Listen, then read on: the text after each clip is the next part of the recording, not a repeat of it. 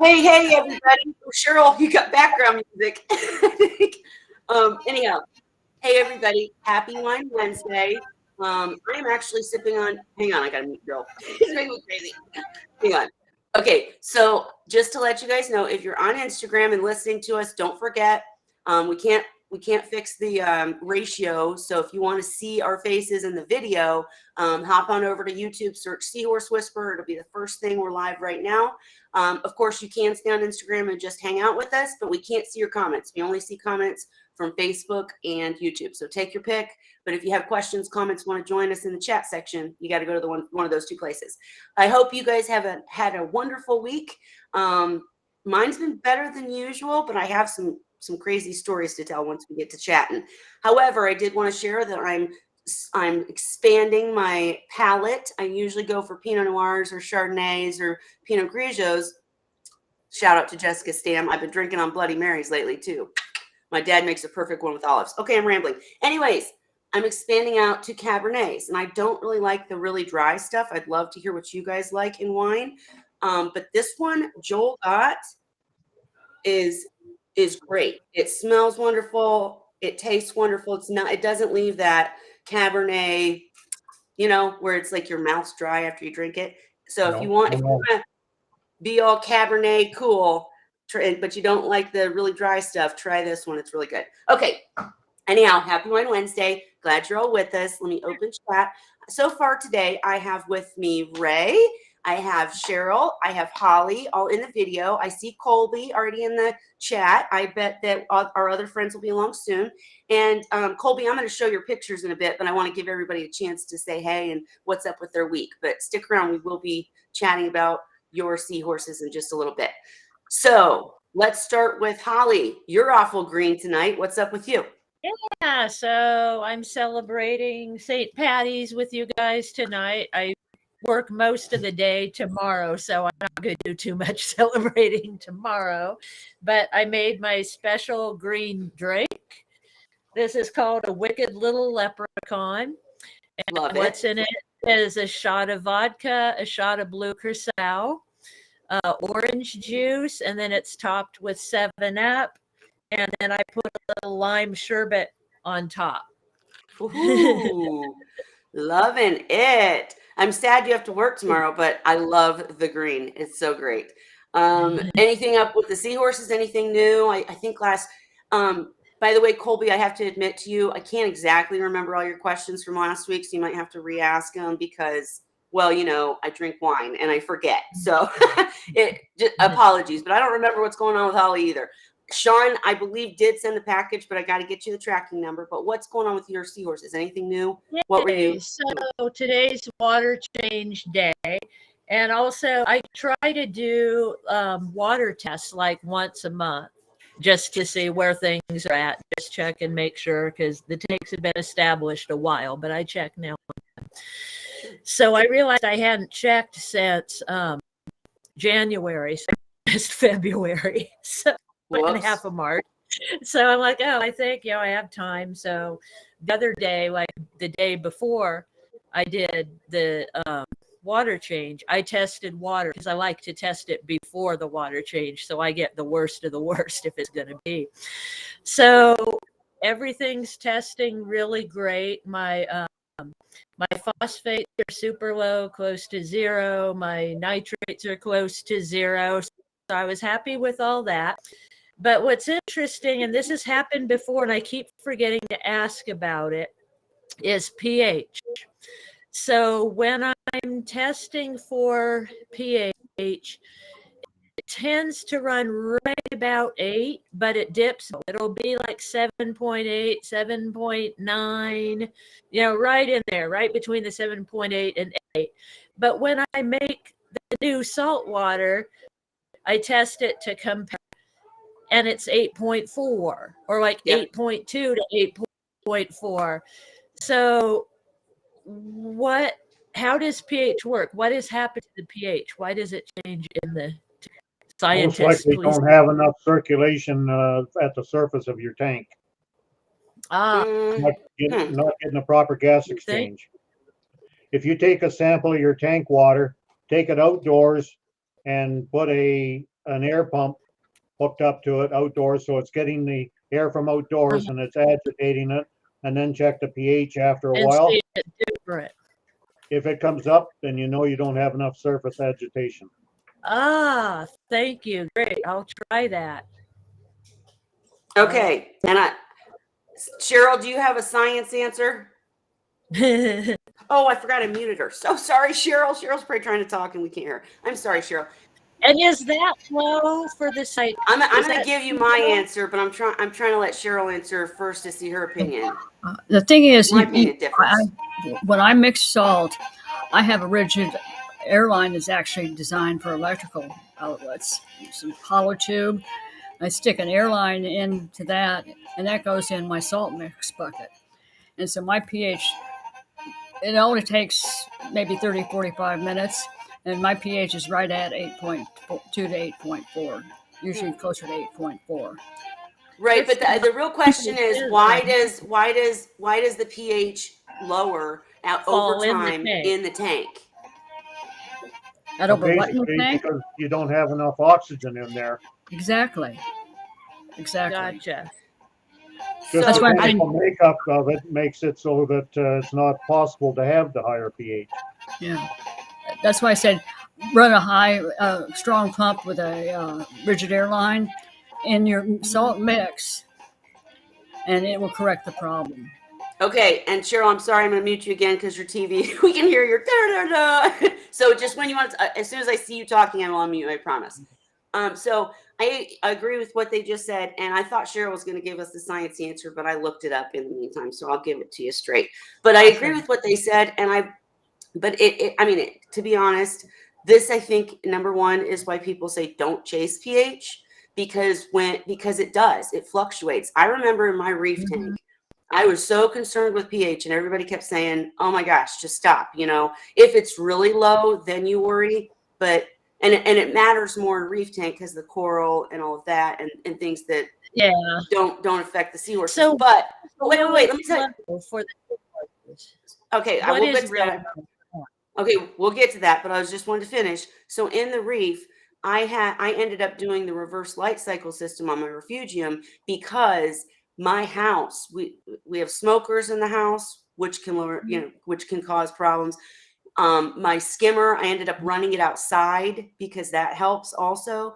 And the reverse light cycle, because what would happen in my reef is it would be fine during the day. I'd test it and it'd be 8.3 or whatever. But then at night it was dropping to like 7.8 or something. And I'd be like, that's got to be terrible. Mm-hmm. Well, first of all, that happens in the ocean too. It drops at night. I mean, it's just normal. Okay. And it has to do with the fact I learned all of this. I actually have a video on it. I'll try to post it when we're done. But basically, it depends on I'm trying to think how to say this. So when fish are swimming around and they're flapping their gills and that's I'm not sciencey guys, but it's doing something to the water and basically, it's using up the oxygen because they're taking it in or whatever. And then at night when they're just sitting there, it doesn't do it as much. So for seahorses that don't move around very much, but they do flap their gills a lot, it's kind of like an in-between. However, I would say I would not fear what you're facing. We're going to ask Ray and Cheryl, but a dip of, a couple points doesn't worry me. If it's 8 during, most of the time and you test it and it's 7.9 or 8.1 or 2, I would not worry personally, but we can ask them. And Cheryl is right. Stick an airline in there. Another thing I do on my tanks is I have my return to where it like literally, doesn't water fall into the tank because that makes more surface agitation, as Ray was talking about. And real quick, before we talk about what's best for seahorses, here's what I got online. In pure water, there are an equal number of hydrogen ions and hydroxide ions.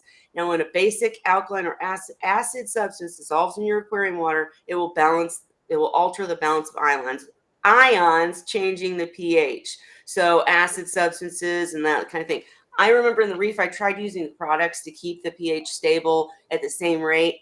Never worked very well for me. As I said, the smoke in my house and all of that. But I do often just, randomly, not on a regular basis in my seahorse tanks, use, oh my gosh, what's it called? Marine. I'm going to look it up. But it's a Seachem product. It's called Marine Buffer. That's what it is. And it's the kind that used buffer in the past, but I don't Well, really want it if I don't have to. I mean, if I'm close enough. Right. I was just spitting it out there for anybody who does think that their pH is a problem, because the marine buffer is different than the reef buffer, because the reef buffer will raise your pH no matter what. The marine buffer used over time basically makes it stay the same. It won't go sky high, because that's another, when you use buffers, you can make it go crazy and way high, which is not good either. Okay, Ray and Cheryl, what do you think is the ideal pH for a seahorse tank? Ray first. I don't worry about it. What? Have you ever tested it? Well, I haven't tested in 19 years on a seahorse tank, but from all the years with reefing and my fish only tanks and the coral tanks and that, I know that the range would run from about 7.8 to 8.4, and that's no problem at all for seahorses. And does the fluctuation hurt them at all? No, you're going to have fluctuations from the moment the lights come on, and especially if you have plants in there where they start doing their biological work. So your pH is going to go up through the day, and then it's go down at night. And it's a natural thing, and I've never ever worried about it. And if you, sorry, go ahead, Ray. Like you said, you can chase it all you want. You can throw buffer in there. I've known people to spend just piles and piles of money throwing buffer in. Well, the buffer can make it go up, but if you don't have that proper gas exchange going there, it's going to go back down again. You're right. You can have it over buffered, and it's still going to go down. You're right. And the only reason I ever tried buffer and use it occasionally is because, like I said, I'm working on a negative balance already, because smoke in the house. Our windows are sealed shut, so we can't open the windows for air in the house. It's it's not good in our house, right? Can't think of the word, but it's very heavy. We have that on, and that and covered. Absolutely, but that is why it stays right there. I mean, every time I test it, it's usually right around 8. Yeah, but you're fine. A little lower, but as long as 7.8 to 8.2 is generally what I see. But I was just curious too, because it occurred to me, I was like, well, I wonder what the new water is. Well, the water I just made has a higher pH than the water that was in my tank. So I'm like, well, what caused that? What is I can't give you the science answer, but as Ray was saying, it has to do with it has to do with oxygen. It has to do with the ions. Because when you got the fish breathing and all that, it's bringing it down. And what Ray said about plants is perfect, because I was kind of rambling a minute ago, but in my reef, that was the entire purpose of the reverse light cycle, because when the fish would go to sleep, it would still stay the same, because the plants were doing it in the refugium. I know I'm so particular. Yeah, that was when I used to use buffer, because my very first tank, years ago, I had some coral too, and I added the buffer, I think, because they were pickier about pH, right, than some fish, and it was just a pain. So when I was the other day, it just occurred to me, well, I wonder what the seahorses, I mean, they've had that pH for years, I guess. I just don't check it hardly ever. But it just occurred to me, I'm like, well, is 7.8 or 7.9 bad for them, or is it still within their healthy range? So apparently, from what Ray says, it's okay. It's in their I just wouldn't range. want to And if I want change all of a just sudden. add a little air. I wouldn't want Yeah, to and go it down stays. to 7.8 into a hospital tank, something like that. Okay, right. Yeah, And real quick, Miss Cheryl, I was wanting to give you a chance to answer. Okay. I'm still getting music playing. I'm having a hard time hearing you. I'm getting music playing in the background, and I just closed all the tabs on my computer. There's nothing on. How weird. I hear it when you're live, when you're I would say because we want to make sure you're able to hear the Colby stuff too. So why don't you jump out and back in? Maybe it's the only thing I can think of. Because I don't know. The music only comes when you're live, when you're even when I mute my mic. Can't hear you now. No. Okay. When I even Right, Cheryl, the reason that even when you mute your mic, you can still hear the music is because it's somehow on your end. I don't know how. my mic is not muted, and I'm still getting music coming through. Right, and when you mute your mic, do you Do still you hear have the music? another device running? Do you I have still something have on your music coming phone through. or something? Technical, it's no fun. Yeah. Maybe I should log off and try logging back in. Yeah, try that. We'll see if that works.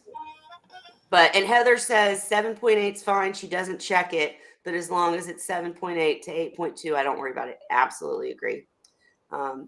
Yeah, no, I agree. And okay, so I think did that answer your questions pretty much? You feel better, Holly? Yeah. Perfect. Good. Oh, perfect. Yeah, that was totally I what I keep was looking at for. your dingles. It's great. Your headband. I love it. If she has too many of those green things, she'll That's be probably asking why us I the got my same thing blinker. next week. What is it? I said, if she Holly? has too many of those green things, she'll be asking us the same thing next week. Right. Well, I do that sometimes, and I don't wear green things. But what were you showing us, Holly? Oh, I have a drink every wine Wednesday, Ray. I'll be fine. Holly joins me. Anyways, okay, Ray, anything going on with you? Seahorse related or not? Anything like No, that? everything's basically the same. Gotcha. Well, What that's happens good. when they get to be old?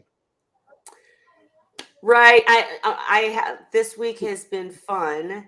I'm going to go on one little rambling tangent, and then we'll go back and we'll talk about Colby seahorses. But yeah, my daughters turned 15. You guys know, I think I told you last week because they thought the whole week was their birthday. So, anyways, they whizzed through this online class, and we went today. We went today to get one of their driver's permits, which I'm like, oh, somebody shoot me now, right? And I already told them I'm not the one to teach you because I get nervous and then I make you nervous. It's not going to work. But anybody tell me what the heck is going on with the Social Security Administration? Because I looked high and low. At the BMV to get a license or whatever, you have to have birth certificate, social card, 2 pieces of mail, And so we got everything in order, but I couldn't find Tori's social security card. So I'll try to make this brief, but I literally called I don't hear the music anymore. Good. I literally called the federal number for the Social Security Administration, and I called them for 3 days, stayed on hold for hours, and never got through. Ooh, Marina's jumping in. Then I called my going through that right now because I have somebody that's turning 65 right in April, but not going to be collecting. So we were together. I told them, well, because of COVID and everything, the fastest way is probably just to sign up online. So we went to Social Security's website 3 months ahead, like you're supposed to do, and signed him up for Medicare. And he got his confirmation that they received his application and all that. Haven't heard a word back since.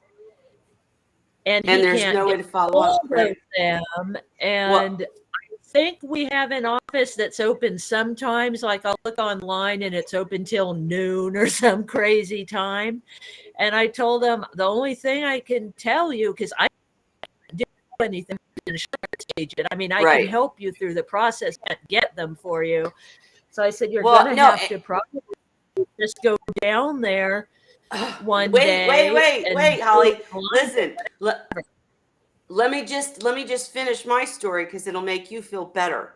Because where I live in Indiana, they literally, to finish my story, I call the federal, can't get through for 3 days. I finally find a local number for the local branch that's in my town. I call it, waited 25 minutes. Someone finally answered the phone and said, thank you for calling the administration. How can I help you? And I said, oh my gosh, I finally got somebody. She hung up on me, literally. I called back, waited 25 more minutes, and online, the online that I found that they sent me to, it says, oh, try online. There's no way to apply online. It literally says mail in the application and your birth certificate. I'm like, with the way the mail is these days, I really don't want to mail her birth certificate. I don't want to have to get that again. So I'm like, I just want to make an appointment. So I finally, 25 minutes after the lady hung up on me, I get another lady who says, who doesn't hang up on me right away. And by then I was livid. I admit it. I was acting like a Karen. I admit it. I was like, this is crap, you know? But I said, Yeah. listen, all I need is replacement. I don't need anything new. And I said, I really am uncomfortable sending the birth certificate. Can I make an appointment? She said, we aren't doing any appointments. I said, what do you mean? Like ever? No. After COVID, we don't do in-person appointments ever again. And I'm like, how can you do that? Well, we can, so get used to it. And she was kind of rude to me. And so she finally told me, then she I'm going to stop rambling. I swear in like 2 minutes, guys. But then she tells me, well, if you don't want to send, and I said, can I send a copy of the birth certificate? Nope, you have to send the original.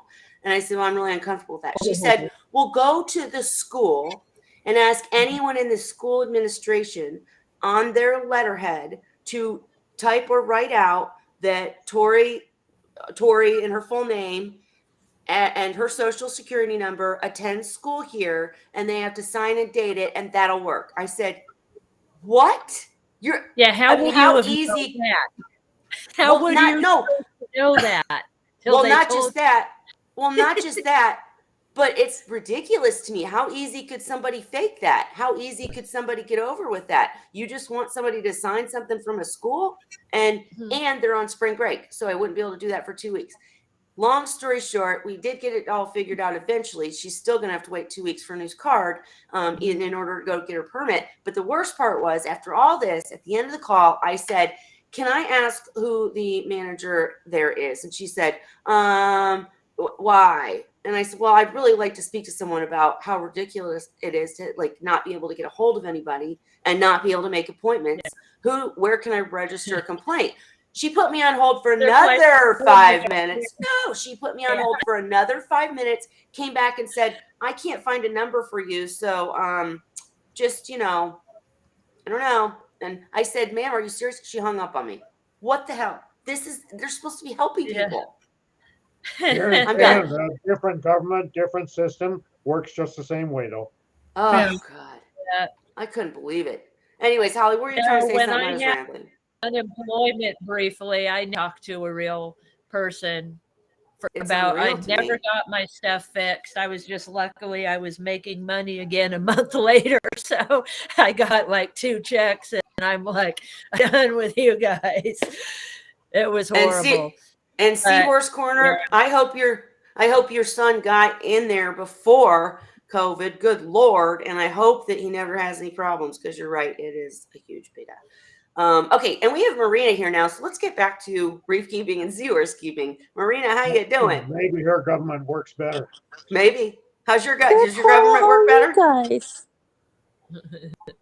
we're good.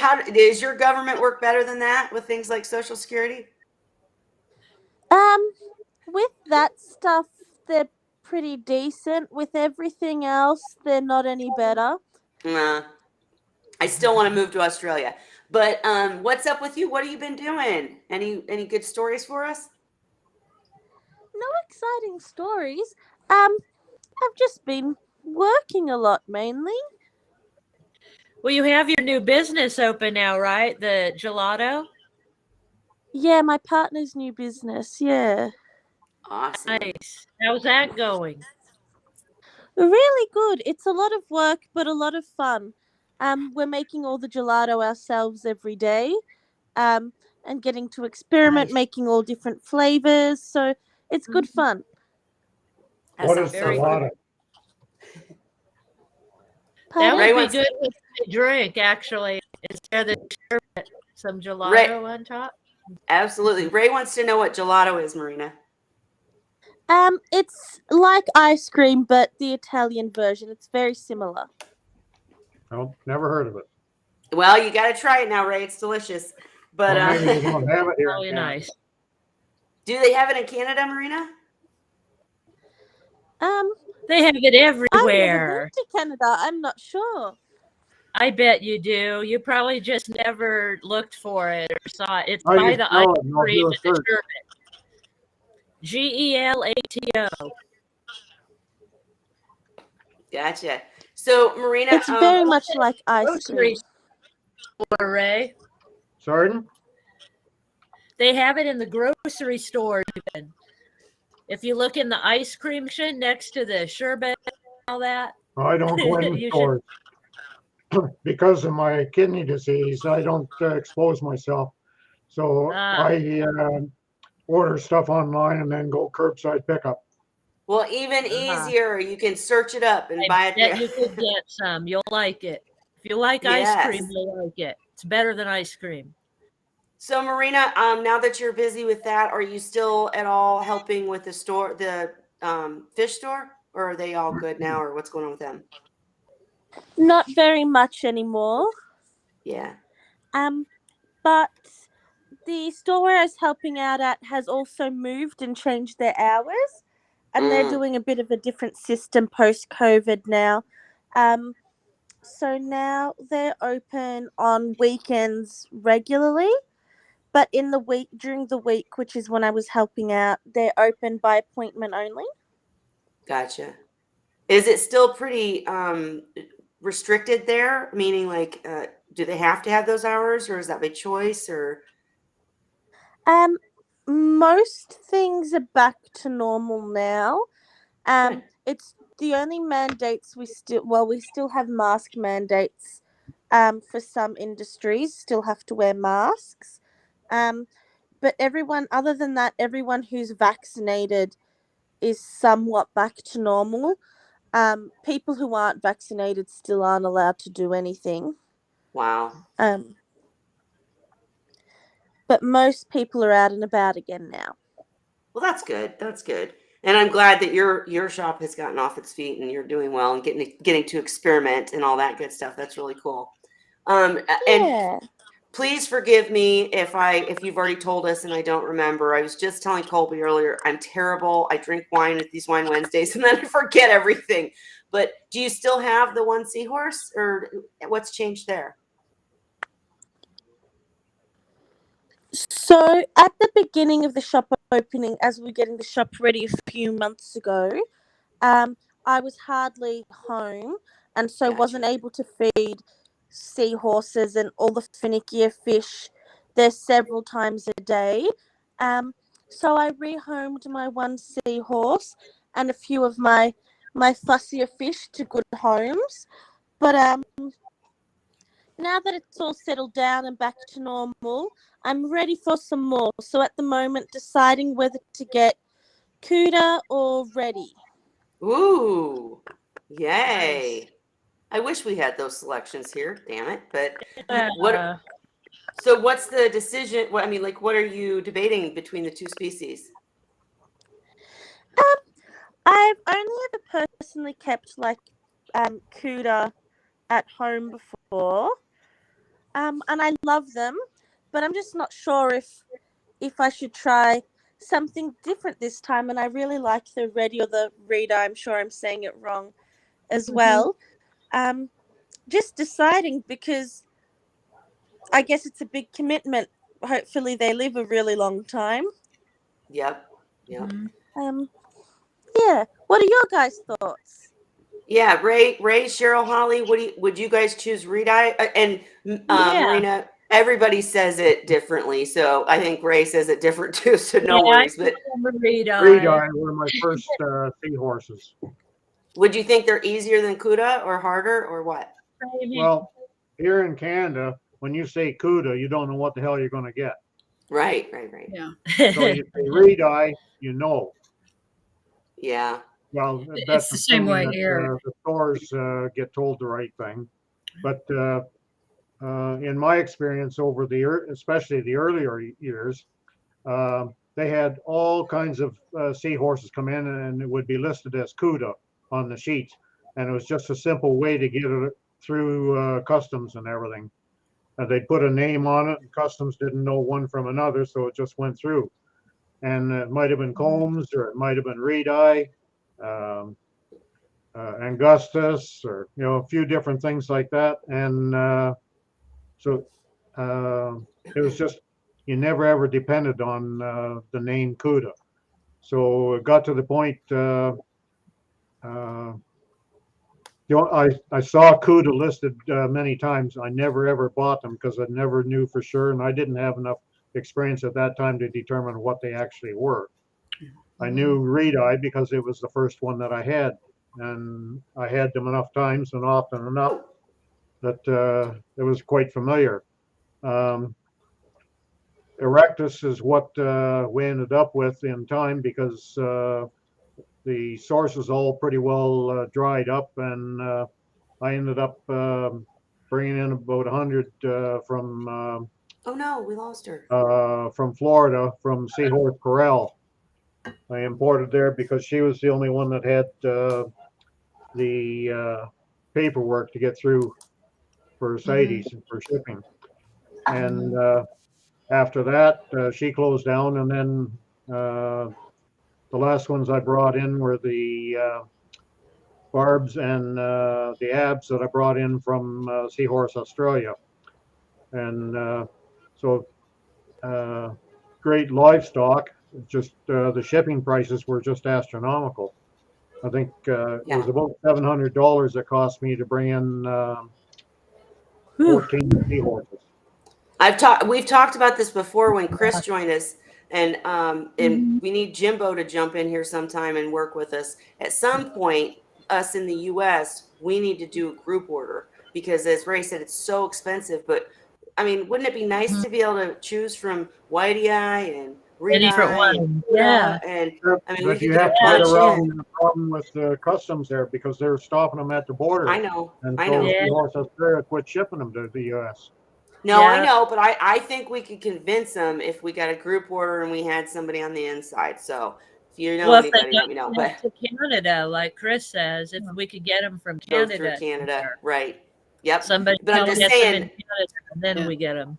what we need is a Dan or an Alyssa or somebody who wants to. Anybody out there, if you watch this channel, if you're breeding and you want to, there are plenty of independent people that would go in on a group order if you were willing to, if you were wanting to breed new species because we want so many of them ourselves. So it would save you money on doing something like that. So if it's you. Oh, I see Marina is back. Yay. Yeah, yes. And I'm sorry, Well, Marina. Let's get back to your topic.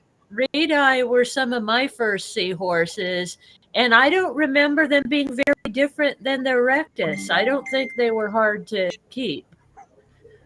They're very similar, I think. When you're talking about importing seahorses, it's like when Dan raised in his tanks his Tanios, and he had some that they were being shipped down to around the Bahamas area, so it wasn't a real long trip. Every time he turned around, CITES was coming back and saying, "You need to submit this. You need to submit this." This went on for almost 9 months before he was able to get a CITES permit to even ship them. The other problem you've got when you're talking CUDA is we call them the CUDA complex, and there's work being done right now in various parts of the world where they're doing the DNA testing and DNA sampling on them to determine if they should be their own species or a subspecies. Yep. Yeah, and so when it says CUDA, there's no telling what you're going to get. And, right. A friend of mine, Francis, he got ended up with a pair of Hystrix that the store and the CITES permit said were combs. He already had a pair of combs. He knew they weren't combs. And so this is some of the stuff that goes on. And if you don't really know what you're looking at, you have no idea what you're really getting. My long-standing pair of combs that I had for many years, they were wild caught. They came in listed on the CITES permit as black seahorses. Right. Well, and thank goodness Chris talked about this last week. That Graham Short is working with Seahorse Australia, not on CUDA specifically, but on a couple of different species to really, dig in deep. He's an ichthyologist. I think I linked it last week. The interviews where he came and explained what he does to Wine Wednesday. If not, I'll link it again today. But yeah, he does some really cool things. And the thing that, and I want to get back to your topic, Marina, I'm sorry, about Reed-Eye versus CUDA, but Shyla in the comment section said she's planning on getting Whitey Eye for her first pair of seahorses. And I'm curious, Shyla, are you in Australia? You have to be, I'm sure, because what's funny to me is here we read articles all the time about how they're on, you know, like they're endangered, shouldn't keep them, etc. But we know from Chris from Seahorse Australia that they're not, and they're breeding them like crazy at Seahorse Australia. So it's just crazy what's, you know, with getting across the border and species. It's terrible. But anyways, with Reed-eye versus Cuda, I only keep well, no, I did keep Cuda, but they were like a specific kind. What was the term for the species that Dan had, Cheryl? Do you remember? That I can't pronounce it. Tanioptoporus. Yes, the tannies that Those were really actually- bright orange and yellow. They were actually indigenous to Asia. They're not even indigenous to Australia. Gotcha. So I can't really careful with some of this stuff. Right, true. And I would say too, so that means I really can't say how the Cuda in your area, Marina, behave. But I do agree with you that Reed-eye are very much like Erectus, or I don't know which I don't know what your main species they is there, even but crossbreed them. I know they crossbreed them, and they I've got hybrids. seem like aren't they overlap in territory too? So they're probably kind of the same parameters and. Right. I would say that the Reed-eye, at least the ones that I kept, were a little more picky. They would still, you know, broadcast feed and all that. But they were just a little slower about going after food. And the one big difference I would say is if you want to breed. I think that Reed-eye are much more difficult as fry. Would you guys agree with that? Yeah, that's true. Keep in mind too, when you're talking about Erectus and Reed-eye, because their habitat overlaps, and with the research that's being done on DNA testing, they're estimating somewhere between 30 and 33% of all seahorses found Reed-eye erectus area, which extends even up into Canada. But the thing is, about 30 to 33% are showing DNA consistent with hybridization between the species. Mm-hmm. And that's Absolutely. pretty significant. And as Dan put it, sometimes they look like Erectus, sometimes they look like Reed-eye. And it's really hard to just visually look at them and determine if you have a hybrid. Right. You're right. So Marina, we probably didn't help you much because we're all over the board with this, but definitely we want to see them when you get them. Can't wait to see pictures and jump in and show us. But are you planning? I mean, I'm guessing that with your partner shop, you're probably not planning on breeding, are you? I'm not planning on breeding them, at least not for a very long time.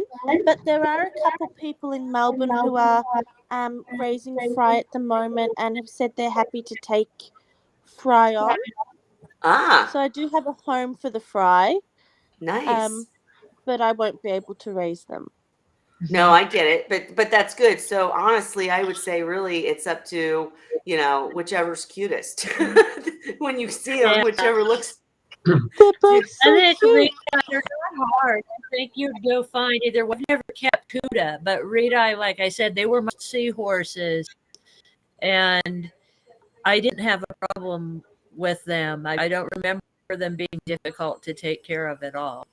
The fry are harder to raise than Erectus because they produce much smaller. Yeah, the fry don't hitch right away. The pelagic, they call it, or Yep. Whereas I think you limit your choice to those two. When you have seahorses like Angustus and Barbary to choose from. Yeah. I didn't hear that. I didn't hear the actual question in that, Ray. But in that, and Marina, we want to hear your answer. But I think she's looking for something that she can care for, but that, you know, won't be extremely picky and difficult. And my guess is, wouldn't you think even captive bred, when you get into the species that aren't often kept, wouldn't you think they'd be pickier, or no? Ray, I'm asking you. What? I didn't catch it. Wouldn't I think Sorry. what? So I don't know what Marina's answer to your question because I didn't hear the end of the question. But if somebody asked me, why would you get Erectus instead of, you know, Fuscus? Well, because Erectus, I don't, first of all, I don't know how to keep Fuscus, and I don't know their behaviors, or even Abdominalis, you know, because I don't have the huge chiller. I just think that when you get into the more less kept species like Angustus and etc., wouldn't you be afraid they'd be pickier? No, I had No? Augustus and You did? had barbs. Well, 7 different species I've had, and I like them all. Probably because Reedi were my first, I have a certain affinity for those. The barbs I like. If you want a trouble-free one, you get abs because as long as you can keep them cool, they're Right. it's just no problem at all. The water cool enough so you don't have bacterial problems. So What's the most difficult species you've kept, Ray? combs. Combs were the worst. Ha! Yeah. Wow. Not worst, but most difficult. Speaking Well, of which, I I had want much to show better Francis's coming- combs too. Sorry. I Go ahead. had Didn't much help better. that they were coming from the Philippines, and Right. the stock wasn't very good quality. Gotcha. What were you saying, Cheryl? I had good luck with combs once I figured out what the problems were, and thanks to LabDoc there on Seahorse.org, we were able to determine what was causing disease and problems, and then we're able to treat for it. And once I was able to get that done, I found I didn't find them that difficult. The most difficult seahorse I've worked with, is in terms of raising them, was engines. Really? Because even very young, just 2-3-year-old engines are going to be in the 9-10 inch range easy. And I can guarantee you they are going to produce at least 1,000 plus of the tiniest seahorse fry you have ever seen. So funny. The biggest seahorse gives the smallest fry. They produce huge broods. Because they have so many. Yeah. And Well, the I find Reedi produce 800 to 1,000. That's true. You're right. Well, I've seen a lot of newborn Reedi fry, and engines fry look like an eyelash, smaller Yeah. than an eyelash. And trying to find food that's small enough to sustain them with that many I finally reached a point where I said it's not sustainable. They're not sustainable in basically a home, an environment. Right. need- You'd have to have a facility. They are suited for either wild or large commercial aquariums. Sure. No, agreed. And all I was saying is it's funny that the biggest seahorse has the smallest fry, not the smallest or biggest batches. But that makes sense. They have so many that they're smaller to give more stuff to each one. It's very interesting. Hey, real quick before we move forward, and Marina, I know we want to hear from you as much as we can because you can't come all the time. But I wanted to show you guys. Miss Cheryl helped Francis, who comes often, but I don't know if he's here today, but I wanted to show you how good his combs are doing. Look at that. Yeah, and see, they were almost dead. Oh, wrong one. Yeah, they were almost dead. Now look at they're upright. They're happy. Yeah. Oh, they look great. And I know Heather's doing well with combs, which is amazing. That's great too. We hope she'll come back in sometime. When Marty did the work on the postmortem necropsies and discovered the inclusion bodies in different tissues that were consistent with Euronema, that's when we had that turned the corner for combs. Yep. No, you're right. And real quick, before we move forward, just so I don't forget, because Colby, if he's still here, has been waiting forever. I know Colby was asking questions and talking to us last week, and he sent me the pictures. And I think, correct me if I'm wrong, Colby, I think we were talking about how thin they are and wondering how to beef them up. I think that was the question. I don't think there was a question about species, but let me share the pictures right quick. Okay. So, and it's hard to see, guys, but I do see the concave. Is that the word? What's the word when the stomach's in? Concave, you're correct. Yeah. Do you see it, Cheryl? Can we blow this picture up any larger? I don't know. He sent some more. It's too small. Let me go to full screen. How about that one? Okay, that's better. There we go. That one's easier. Yeah, they're very thin. My first thought, if they're assuming that they're eating, would be parasites, internal parasites. Really? Now wait, I have a question though. Colby, I before you think that get was worried. part of it. Eating. We were talking about the eating We were talking about what, Holly? and feeding. So we were talking about them eating and feeding them. He was trying to get them to eat. Yeah. And would they not eat frozen? Was that it? No, they would. They would, but very little. I think. Like Okay, well, first of they're all, they're very. beautiful. Colby, let us yeah, join in. Feel free. Oh, Put the I can picture send you up the link. again. Can you put the picture up again? I'll put the picture up again and I'm going to send Colby a link to join in. If I didn't already, I'll Okay. send it now. Feel free to jump in. Marina, we're not forgetting you. Sorry. Okay, which picture did you I want? think wasn't he the one that said they would try to get it in the baster, like they could see it in the baster, Yes. and they would snick at the baster, but when it came out, they wouldn't get it. Yep, I think you're right. I'm going to let him jump I kind of in. remember. What is their respiratory rate like? Are they using their triggers to breathe, or and how is I have to stop this for 1 second to send him the message. Sorry, guys. I'll put it back up in Okay. just a second. Okay, Colby, I'm sending you the link to join. Feel free if you can jump in. That'd be awesome. There it is. And now I'm going to try to reshare. Go ahead, Cheryl. Sorry. I'm suspecting either basically trigger problems and associated with ciliates, possibly. It could be internal parasites. Were these wild caught or captive bred? Right. That's the first question. Where'd you get them? The other question I would ask is how long ago did you get them?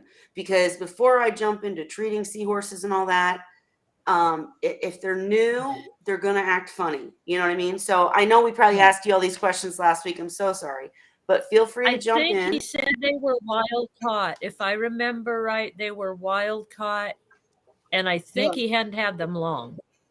Okay. That was what I remember. If I'm I'm remembering thinking what I personally would do, I would immediately start them through the 9-week deworming process using live food. The biggest drawback to that is many times wild seahorses do not recognize brine shrimp, adult brine shrimp, as a food. When I worked with wild caught combs, I was literally spent over $300 just buying mice and shrimp to be able to worm one pair. And it can get very expensive, but of course they would eat the shrimp. Even after 8 years, they were happy with the frozen food, frozen mysis.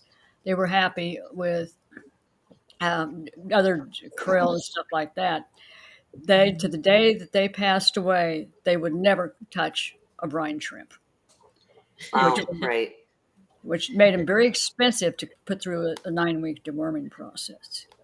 Absolutely. He's trying to connect. So if he can, oh shoot, what'd I do? Huh? Don't want to share that. Hang on. Let me stop sharing. My bad. Okay. So he is currently trying to jump in. So I Okay. guess I jumped the gun. We'll talk more about it when you jump in, Colby, because if we are able to ask questions, Cheryl and Ray and all of us will be able to help extremely. I should have done this with you in text. I'm sorry. If you can get me a picture, actual Close. Yeah. not a photograph, but actual serious pictures with what I'm looking for is how their trigger is moving, what their respiratory rate is like, the color of their operculum, and things like that. Because all of these can be indicative of different things depending on, and that's what I'm looking for. And Cheryl, is video better? A video I would think be. video is what she really wants. Yeah. That's what I need to Then see you them can see side everything. view of the seahorses because I want to see how they're using their trigger, how their mouth staying open too long with each breath that they're taking, how fast they're breathing. Is there any darkening or discoloration in the operculum itself? Yeah. I need to be able to see these things before I can really say it's this or it's that.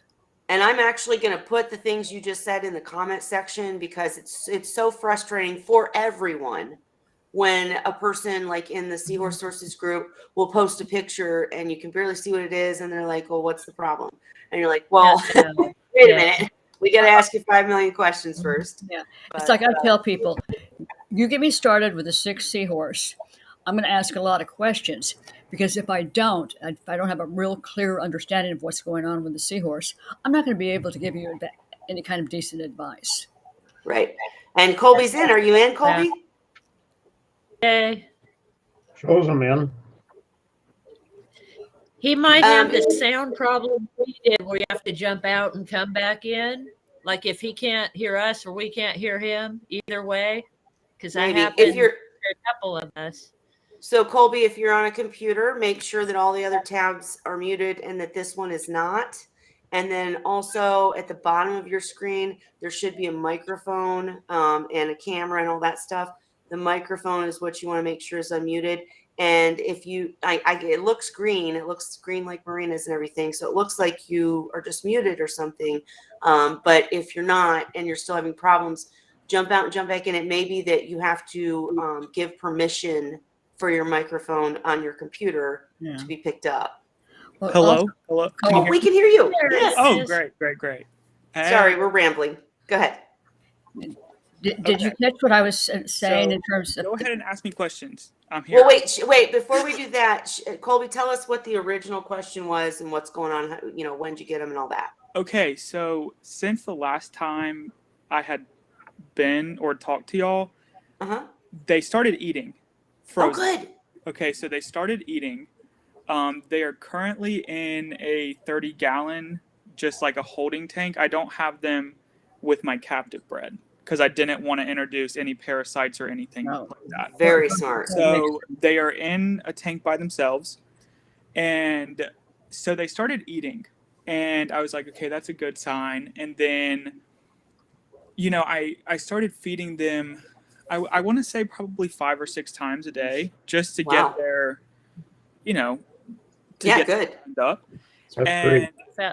they were eating, 5 to 6 times a day, but they still were not showing any, like the sides of them were still caved in. Like it didn't, I don't know if I wasn't feeding them enough or It I takes sat time. for like 30 minutes at a time, just making sure that they're eating and they're not spitting it back out and making sure that they're getting everything into their system. I've checked their feces matter and it looks the normal color. I don't see any like fading. It's not white. It's not, I don't see any signs. I haven't dewormed, but I did take them yesterday to my local, like I trust them, my reef center, and they are going to deworm them for me. I didn't feel comfortable doing it myself. I told them that they did have a hard time at first to eat, but once they started eating, they wouldn't stop. And so they told me that they would do it for me. And so I'm going tomorrow to check on them to make sure that they're still okay. But they just aren't gaining weight. I don't know if I'm. Have you seen them elongate? Wait. We're all going to talk at the same time. First, I want Ray to say what you just said because I agree with Ray. Go ahead, Ray. It takes time to get an improvement. I hear all sorts of people telling me that, from last week, I can see how much fatter they are now. Well, in 19 years, I've never seen one fatten up in a week. No. If you're underweight, you'll never be even up to normal in a week's time. I'd say you're looking at the very best a month to see a definite improvement. But to get a significant improvement, it's going to take months. Yeah. And I just want I know everybody wants to talk. I just want to throw out really quickly. If you buy captive bred seahorses and their sides look caved in, if you've bought from a respectable breeder like Seahorse Savvy or any respectable breeder or any of us, of course, a lot of times breeders will not feed the seahorses for the day before they send them because they want them not to poo in the bag and make ammonia and all this stuff. So don't be frightened by this conversation. I just wanted to say that. We're talking about wild caught seahorses here. And my question really quick for Cheryl, I know you want to talk, but your suggestion was deworming, but if they started eating and they're eating well and there's no white poop, do you still have to deworm? Cheryl? One of the things that will happen if they are young seahorses, and I see this quite a bit, is that all of a sudden they'll be looking really nice and round for a period of time. Then all of a sudden they shoot up and put on half, 3/4 of an inch in length, and all of a sudden their body looks a lot narrower in their proportions. So part of it may be a growth pattern. Normally, when I see wild caughts, my first thought is always going to be a parasites. And it's like whenever I've brought in wild caughts, I have done the 9 weeks of deworming. Yep. But again, that's tricky because if they're not real big on, if they're not eating brine shrimp, you're going to have to spend the money to buy like a true saltwater mysid shrimp. And Well, you got- he's having the store deworm for him, but you're Yeah. saying that he should do more, or go ahead. well, what he needs to do basically is deworm them. Hmm. I would also, without seeing them, it's hard for me to say without seeing a video of them. But if they're using their trigger to breathe, if their operculum is darker than the rest of the seahorse, things like that, if they're when they breathe, their mouth is hanging open longer than normal. Uh, these are things I'm looking for before I can really give good advice. Sure, but the fact that they started eating and wouldn't stop is good. That's Mhm. that is a stopgap, and it's good for them, but it's not going to correct any underlying pathology. And this is why we always have said, if it's a wild caught seahorse, one of the first things you need to do is put them through antiparasitic. So bravo, Colby, for getting that done. And I Thank know, you. Colby, you want to ask some questions, I'm sure too. But I have one more question just Right. based on this. Wait, oh my God, the question just left me. Hang on one second. All right. You're fine. So it's live. Gosh, guys, sorry. But no, God, what was I gonna ask? Oh, that was it, I thought. So no, if he deworms, if he gets them back and they're eating like crazy, and he manages to get a good video just to, if he wants to. I'll and- get one tomorrow. Yeah, there you go. He gets a video, and Cheryl, you can say, "Oh no, it doesn't look like they have celiac problems or whatever." What are your guys' thoughts on eventually them going in with the captive bred? Ever? That's one that I was wanting to ask because I'm really hesitant about doing that. I'd never with do it. my- Never? Never do it Never. either. I'm totally 100% with Ray. I will The not mix chances of wild it caught. working are slim, and it may work out, but the thing is, you may lose all of them. Are they the same species, Colby? Your wild caught and your captive bred? I don't believe so. No. Okay. No, Okay. don't do it. Marina, what do you think? Are you still there? Okay, she might be not here. Oh, she is There here. she Go ahead, is. Marina. Marina, would you ever mix wild caught with captive bred? She must be having trouble.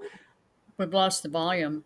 Yeah, I'm not sure. We can't hear you, Marina. I'm sorry. If you get back in, just interrupt us. You know we all talk over each other. But it just, Or I type get it what in you the guys. chat. Oh, she's jumping back in a second. She's gonna But try yeah, to come back. Yeah. yeah. The problem with mixing captive bred and wild caught is not just the parasites; it's also the potential of different bacteria that they're carrying. And I don't know about other people, but the wild caughts that I've had are typically very, very. How should I put it? They're more shy, but they tend to be more dominant. Oh, yeah, that makes sense. Mm-hmm. Yeah. Okay, Marina's back. Can you talk? Do you have any thoughts, Marina? Wait, I hang have on. a question, like for professional breeders like Dan, would he mix like when they're bringing brood stock, like him or Alyssa? Would they mix the wild with the captive bred that they've already raised at all? Or Potentially, No. but you have to remember what they do when you're in a situation like that. They're holding his horses for a minimum of a year. Sometimes, as Dan liked to put it, he didn't want them to start reproducing until they were 5 years old. And Mhm. if you've had them long enough, already treated them for everything, see no problems, and then carefully mix, and there's still a risk. Here, my answer, and I don't know for sure, but just from talking to, this is my opinion. I'm not speaking for him, but I don't think they do mix at all. I think they get a wild caught pair in, they're their brood stock, and they condition them, right? So Yeah. they put them through the So worming, all the deworming. captive bred come from Well- wild caught. In But you that have to case, understand. Wait, time out. Not all of them, because Right. they do breed usually a generation in. But what I'm saying is that pair, like if you saw Alyssa's setup, she has these large circular thing, and they're for her brood stock. So she'll have a pair of this, a pair of that. Sometimes they are wild caught, sometimes they're captive bred, but they're the breeders. They don't ever go into won't the be other captive. population. And then the babies then are captive bred. So that's a good question, Cheryl. Yeah. Would babies of wild caught that are now captive bred first generation, would you still be worried about the bacteria in mixing them? Again, if the original adults that were wild caught were conditioned properly, Yeah, treated for everything under the sun, right. and held for a year or two or more before they even started working at raising the fry, Right. that's an entirely different situation than somebody that does 9 weeks of deworming on a wild caught pair and throws them in with a captive bred pair. There's a Right, big right. difference there. Ah, Okay, now Marina, did you want to try to respond?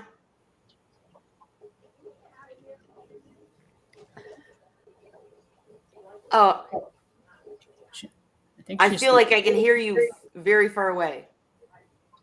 she's breaking up. Yep. She's in Australia, guys, so I'm sorry, Marina. We can't hear what you're saying. Type it, or I mean, you can try jumping. I don't know what's going on. I'm sorry. But Colby, what other questions did you have? I'll shut up for a minute. Well, to go back on the note about, looking for physical signs, I have, when I did purchase them and I put them into this 30-gallon holding tank, I did try to compare what I saw in my captive bred and what I saw in my wild caught.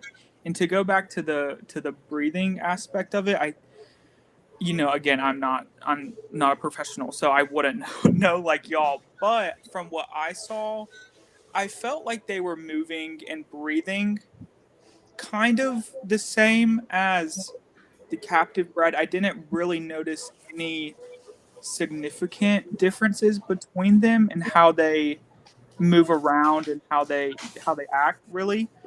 But I don't know if y'all remember, I'm still having trouble.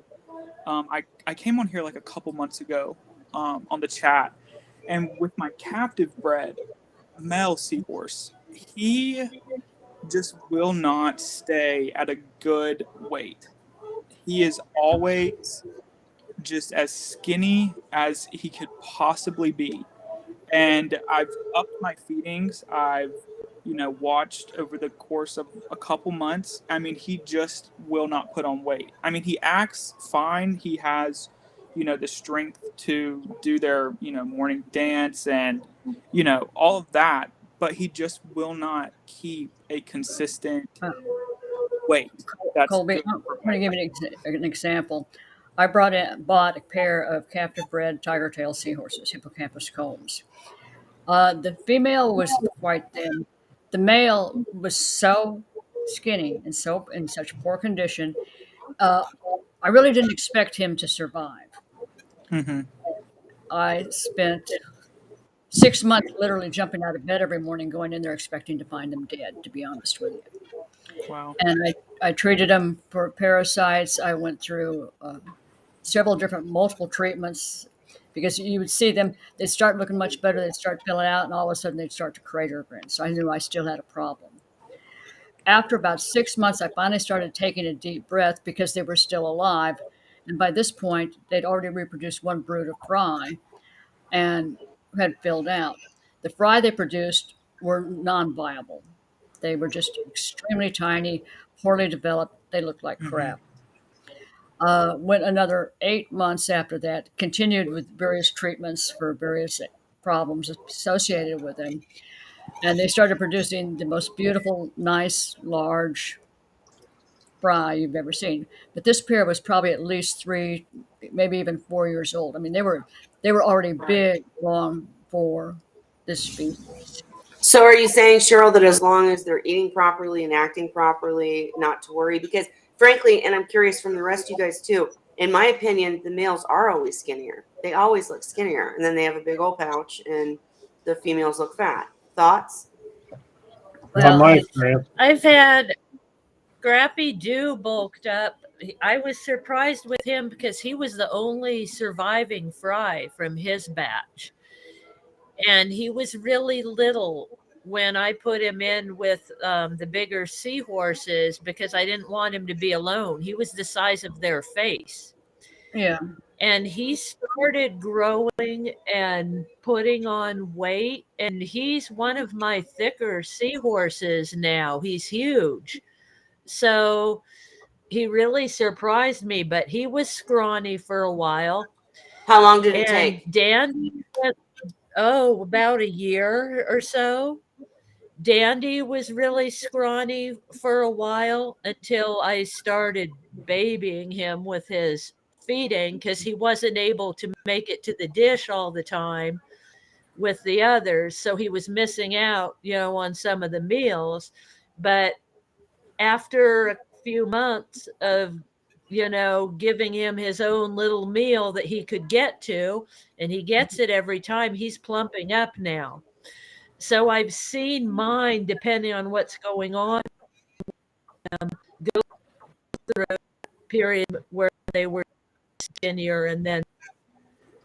Hey, so Colby, I'm curious, how Mhm. often are you feeding and how much do you feed in each feeding? If you can give me So- like half a block or whatever. What I do is I usually, well, they're very conditioned. I think they usually the lights come on around 8. It's like a hour and 30-minute ramp time, and so they around 9 my time, they're at the top waiting for their breakfast, and so I feed them. I don't know. I would say I use the smaller mysis from the PE brand. Most of the time. Sometimes they get in a funk where they won't eat the smaller mysis. They won't eat unless I give them the bigger pieces. I don't know. It's really weird, and I've tried looking it up, but I don't know if it's just mine. But they are very picky with the size. Colby, I had seahorses that would not eat unless Mhm. the mices had eyeballs. They would Well, not eat them. that's what I figured out with my male. I've been through it. Yeah. Hold With on a minute, the guys. Let me eyeballs. interject something here, Colby. Okay. One of the things that happens, you're feeding PE, which is a freshwater species, Right. which means it lacks the lipid profile of EPA and DHA necessary for growth of saltwater fish. You still with me? I'm with you. Okay. What you can do, if they will take it, is even get them some aquaculture saltwater amphipods and feed Mhm. those up. Give them some live food at least once, maybe twice a day. Okay. You can also try Hikari, which What we're trying to do is increase their lipid profile. They don't use proteins the way we do. They require lipids. right. No, And, you're right. You're right. and what happens is when we try to feed them a freshwater diet, basically, or even a brackish water diet, they're not getting the nutrition they need to fully develop. And it may be nothing more than that. If that's the case, that's actually a pretty easy fix. Amphipods are throw some food in once a day. I feed mine mysid shrimp, frozen mysid shrimp, and also some pelleted food. And I've got several thousand. And I keep The feeding them. amphipods, right? But it's some people can't keep a lot. Can't keep amphipods. They Yeah. can't order them all the time. That's the only reason I And was some saying. seahorses won't eat them either. Right. Exactly. Yeah. Well, what I Probably was gonna seahorses they ask- need- Wait, let Colby talk. No, Go ahead, y'all Colby. are fine. Colby I was talk. going to ask while we were on that note about the food. I have noticed that, and I have been switching more toward the saltwater brand of mysis shrimp. But I think since I've had them on the PE mysis for so long, Uh-huh. they don't want to take it on a regular basis, Mm-hmm. if that makes sense. And so that's why I've been switching back and forth to try and mixing it even to try to get them to wane more toward, the bigger pieces in the saltwater brand of mices, as you're saying, but I don't know how to get them to transition from one food to another, if that makes sense. Perseverance. They just won't budge. Yeah, they'll Perseverance figure and it out. perseverance and tough When- love. Yeah, I'll say because I feed Hikari and I've had my seahorses for a few years now. And the first time that Hikari went into the winter harvest, I had asked Cheryl about it. I was noticing they I were remember smaller that. than usual. They were tiny pieces.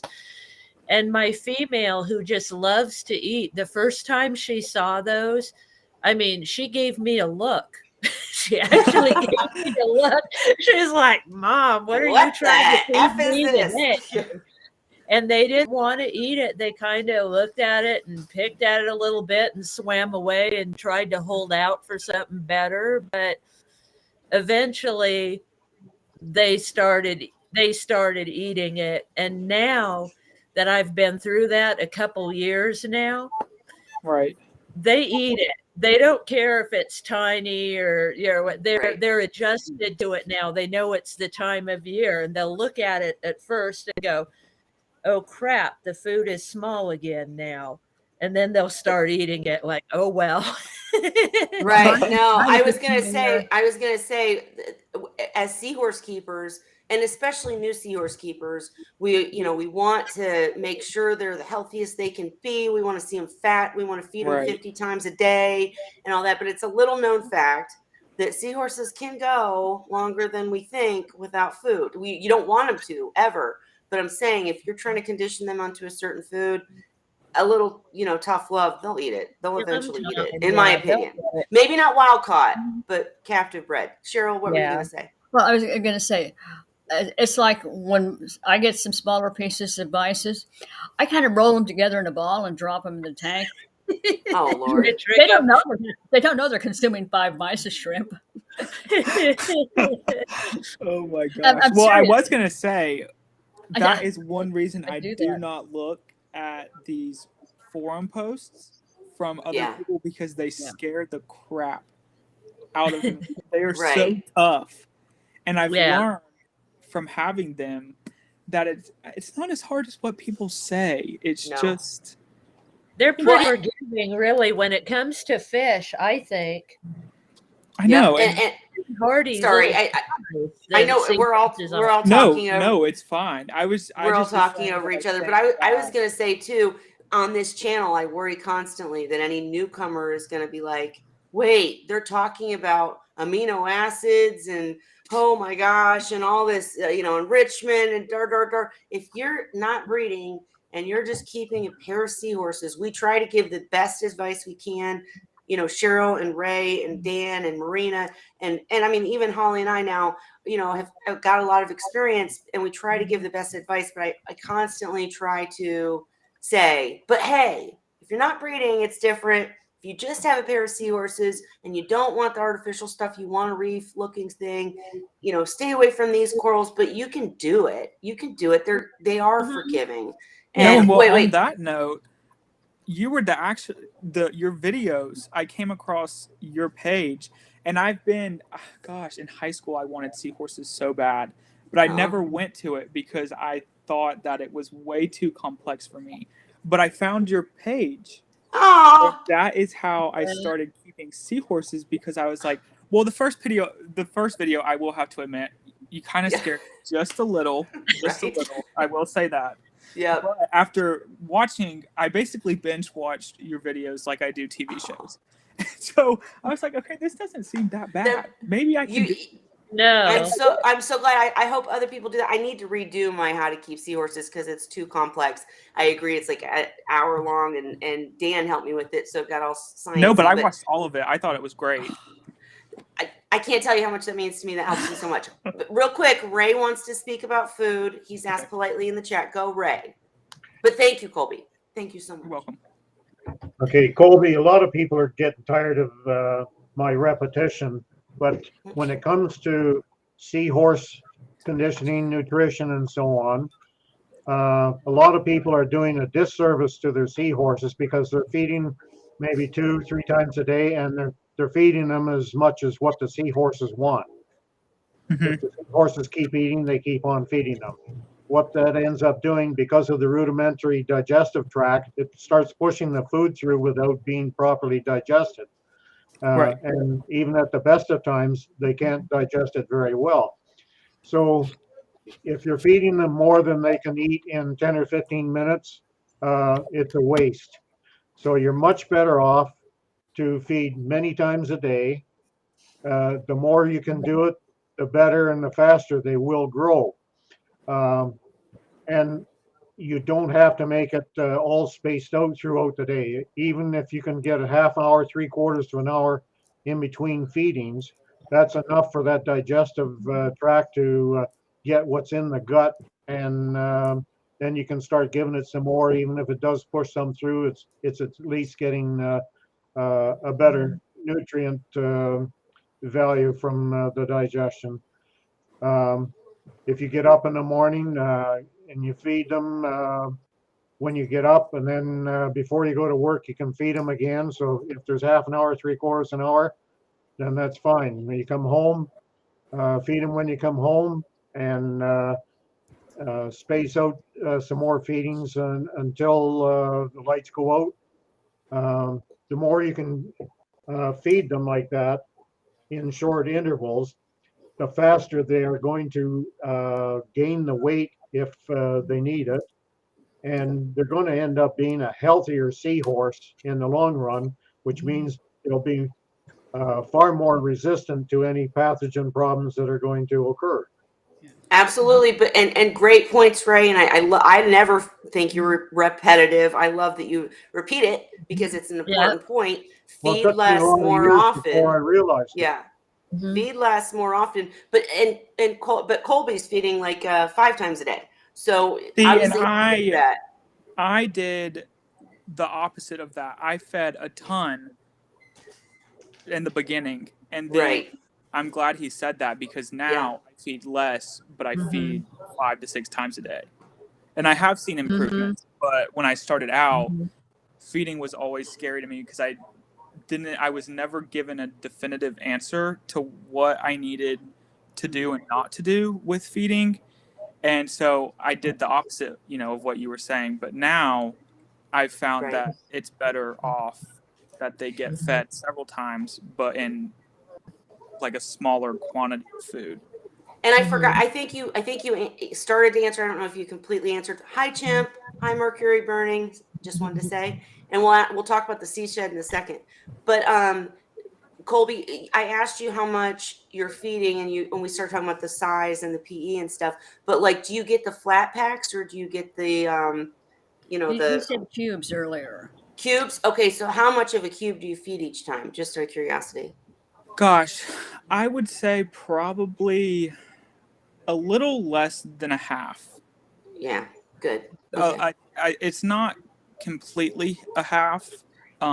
It's close, but not a half. I'd say. Chris Well, made it. it's good. I mean, didn't Dan say at one point, and hi, Chris, welcome. We got all sorts of people here today. Didn't Dan say at one point like a cube for a pair? I thought that was I think kind of a cube for 3 seahorses, right? 3. Okay, maybe. Well, It when I was That's did get my seahorses or my captive bred, I got them from Seahorse Savvy, yeah, and yeah. on her acclimation thing, she told me that they can typically eat 1 cube per feeding, and so that's what I started out with. But then, like I said, I found out later that it was better for me to do it in smaller quantities. And Yes. I used to do the flat packs, but I felt like I was never consistent with the scale that I was cutting the food at.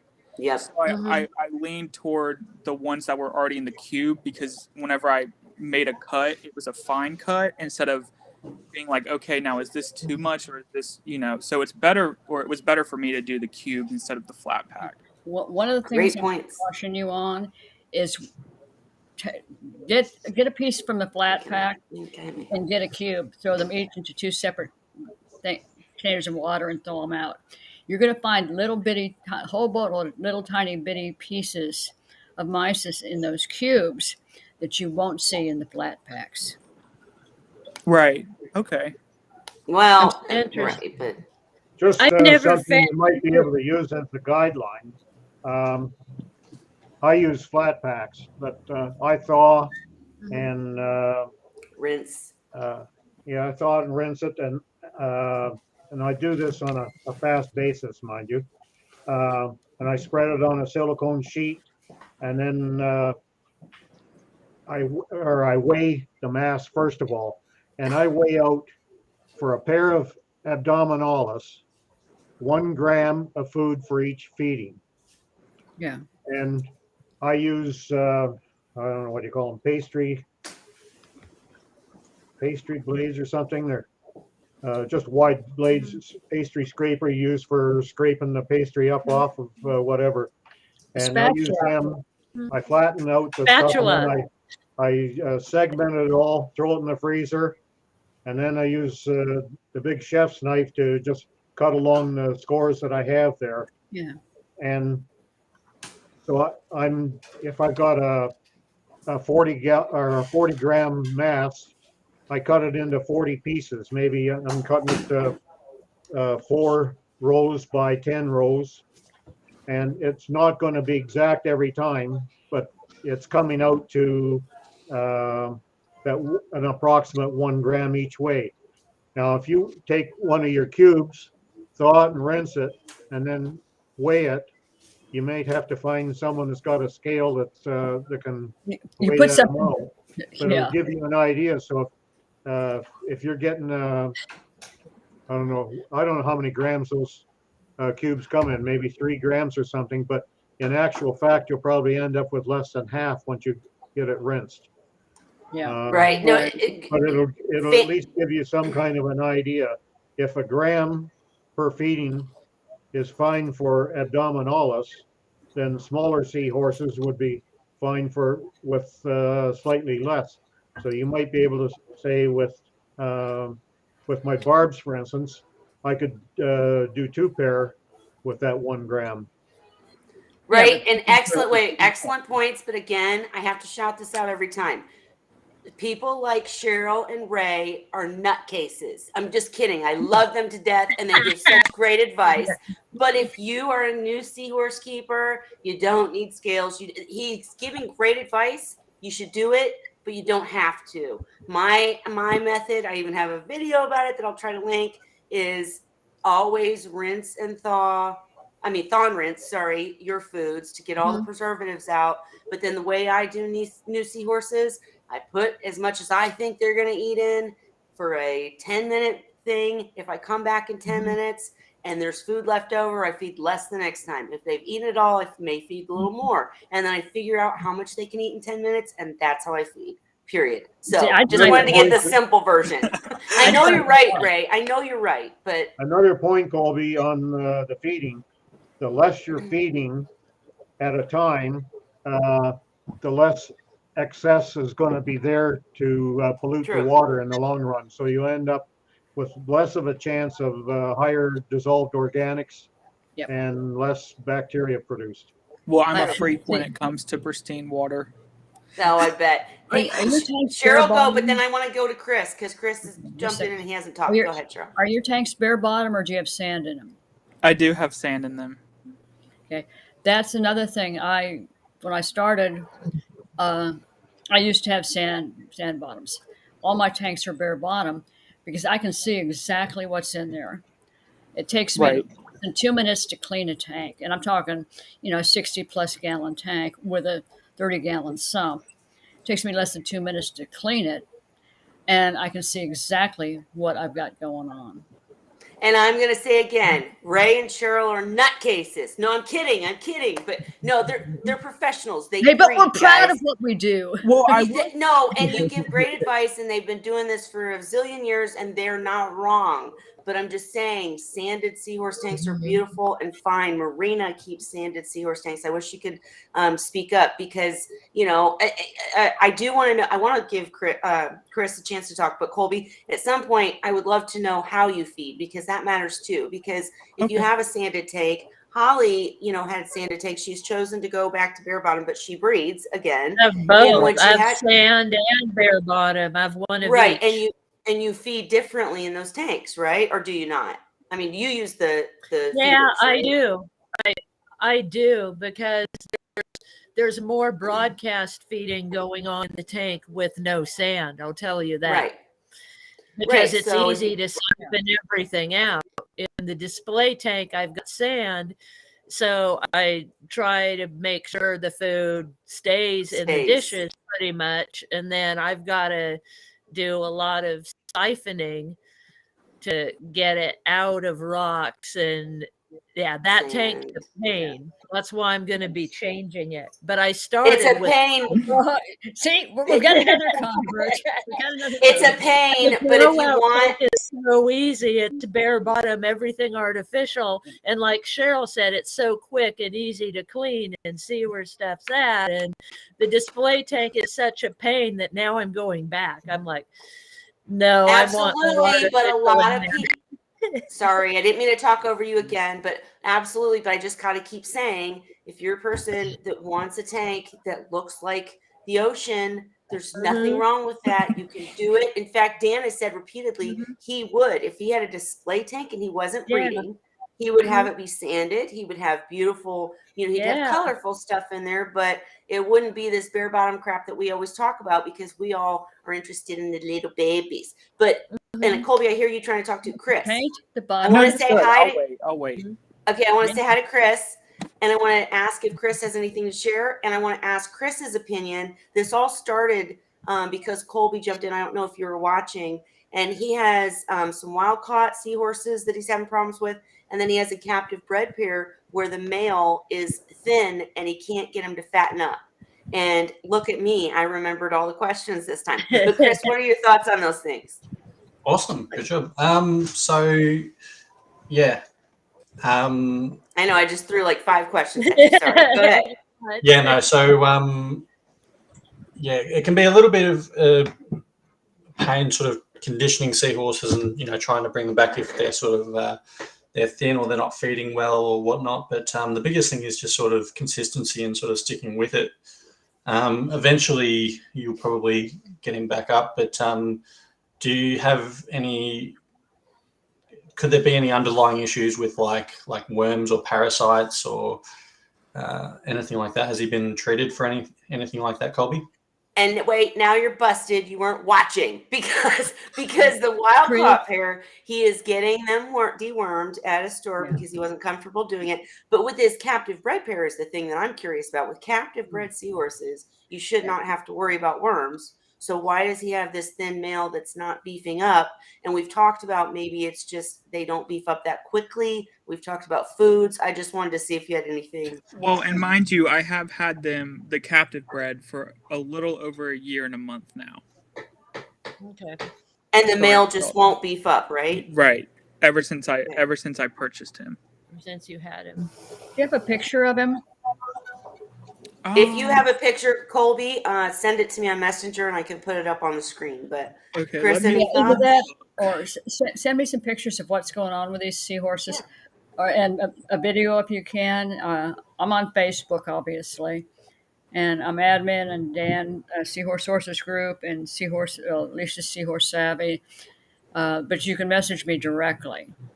Okay. If I don't have one, I might have to message you directly in the morning if that's That's fine. That's fine. And how is he eating compared to the other ones he's with, though? Because you have multiple captive bred, right? No, I only have the pair. 2, okay. Okay, so you have a pair, though. So is he eating pretty much the same as the other one that he's with? His habits of eating? The female, which I've commented in the past, she only eats with her tail wrapped around my finger. He won't eat unless the food is on the sand bed, and if I'm blowing, I have to blow the turkey baster a little at a time so that it's moving. Just not a lot, just a little, and then he'll snip at it, but he will not eat it in the water column. Yeah. So the female won't wait. So the female won't eat unless she's on your pinky. Right. And the male won't eat unless it's on the sand bed and you're blowing it around? Right. Wow. And Okay. I tried to Put a condition. power head in that tank, not a big fancy one or a small wave maker, something that will keep the food in motion. It would be beneficial to her because it would build her stamina that would be necessary for breeding, and it may very well prove to be the stimuli that he needs to consume more food and grow. Can I just mention though how freaking hard it is to adjust a wave maker or power head when you've got sand? It's such a pain. Well, that's Oh my God. wanting to make There the we go transition again to with bare this bottom. Actually, Colby, that's something we didn't ask. We may have before, but what is the basis of the tank? Like we know it has sand. Are there or wave makers or power heads? What's the So filtration? What's going on? so I'll give you the dimensions. The Yeah. tank is 48 by 2 feet by 2 feet. The overflow or the return pump powers at, I think I have it on 28%. So that flow is pretty strong enough. I feel like it's kind of too strong with how it projects out because it's not just a constant, it's more of a I don't know. Variable. Pulsing or something? Right. And I can't change the mode. It won't let me change the mode. So I've kind of just dealt and adjusted it as I've seen fit. I don't have any more wave makers in there, but I have created the rock structure where there is no dead zones with how the flow moves around the tank. Gotcha. And what's the rate? Wait, what's the rate of the pump? Do you know? Have any idea? It is. Let me look it up. It's Sorry. the SDC pump or the. Well, I don't even know what it. The. Is it a Jabeo? No, it's Okay. DC pump. I think it's the one that's rated for. No, it is the Jabeo DC. Yeah. Like the 5,000, 3,000. Do you have? If you don't know, it's no big deal. I just wondered. No, it's the 7,000. 7. Oh, okay. Yeah. So better than good. It's pretty powerful. Yeah. One thing that may be going on with your male is males typically have a territory that is their breeding territory, and they typically stay in that area. They really don't move around like the females do. And with your flow, if he doesn't have a quiet place to hide, could be causing him stress and may explain some of the problems that you're having with him. Now he does stay in one spot. That's kind of like his man cave. Yeah. No, I had a a male that did that, and there was nothing wrong with him. It was just his man cave. So That's dandy. Right. Yep. No, he stays in his man cave, but I have noticed that the flow in the area where he usually stays is lower. So I have been looking at 3D printed caps that I can put on my return pump, my output to the tank, to see if that would slow down the flow or the flow rate of the water coming back into the display. I'm not sure how that's going to work, but I don't know, but it very well could be the flow rate of, the tank, and might not be liking it. I was going to say, I'm very curious to know. Sorry, I need to turn this back on for you guys. Sorry, I keep forgetting I'm off. I would love to know. I think anytime you're having an issue and you don't really know, you come here, you ask. This is awesome. You try something. I would love to know if that does make any changes for you, if they act differently, if you change the flow. But I'll tell you, as Ray just said, I have seahorses that sit in the flow. I mean, they hitch and they have their heads bopping. No, my female, she'll go up to the output and she'll swing across the tank like a maniac and go right back, right? Right. Yeah. And it scares the crap out of me. I'm not convinced it's the flow. I'd be curious to know as you see. If Chris does come back, he's eating apparently. Chris is back. But he's back. Is that interesting to you, Chris, that he has a captive bred pair the female hitches to his pinky and won't eat unless he hitches to his pinky, that or she hitches to his pinky. That's nuts to me because usually my seahorses, I mean, Erectus, they're all up at the front. Give me your food, even if it's chicken. They want it. But when they're newer, they're like shy. You've had them a year. I can't imagine them still being The male, for them to want to be connected to your finger to eat. That's crazy to me. And then the male will only eat if he pushes around on the sandbed. It's not the really that males are crazy. timid to eat because of the big finger that's associated with the female loves. That might be it. And I want to know about bullying, but I need to shut up and let's let Chris talk for a second. It's not really that crazy. It's basically how they've been conditioned or how they've been taught to feed. So if every single time you let the female hitch onto your finger before feeding her, she's going to associate your finger with food. And then likewise with the male, you've conditioned him to, feed from the bottom, but only bits that move. So he's he kind of thinks that he's eating live shrimp even when he's not. But it's a bit of an issue when you see, these fish or seahorses in this case, basically trained onto certain methods. Basically, when you train a fish to only eat by a specific method, trying to teach them how to feed a different way is very, very hard. That's one of the reasons why I usually suggest consistency in your method when you're trying to train seahorses onto frozen. But not just seahorses, but like even with fish, I have a display fish, a red velvet fish at Seahorse World, and I can only feed him by telling him to come up and hand gesturing. He knows my hand gestures, and he will come up to the top of the tank, and then I have to stick a cube of mycid like right in his mouth, like right up to his lips. As soon as he feels it come to his lips, he'll take it and takes it straight out of my hand. But I cannot train this fish that I've trained to eat this really specific way any other way. So he will not take food, as it's been sort of drifting down in front of his face. There's no other real way of teaching it. So I can feed him like deshelled prawns. I can feed him this, that, and the other. He won't eat squid. He won't eat pilchards. He's very, very fussy about his food. He will take prawns. He will take mycid.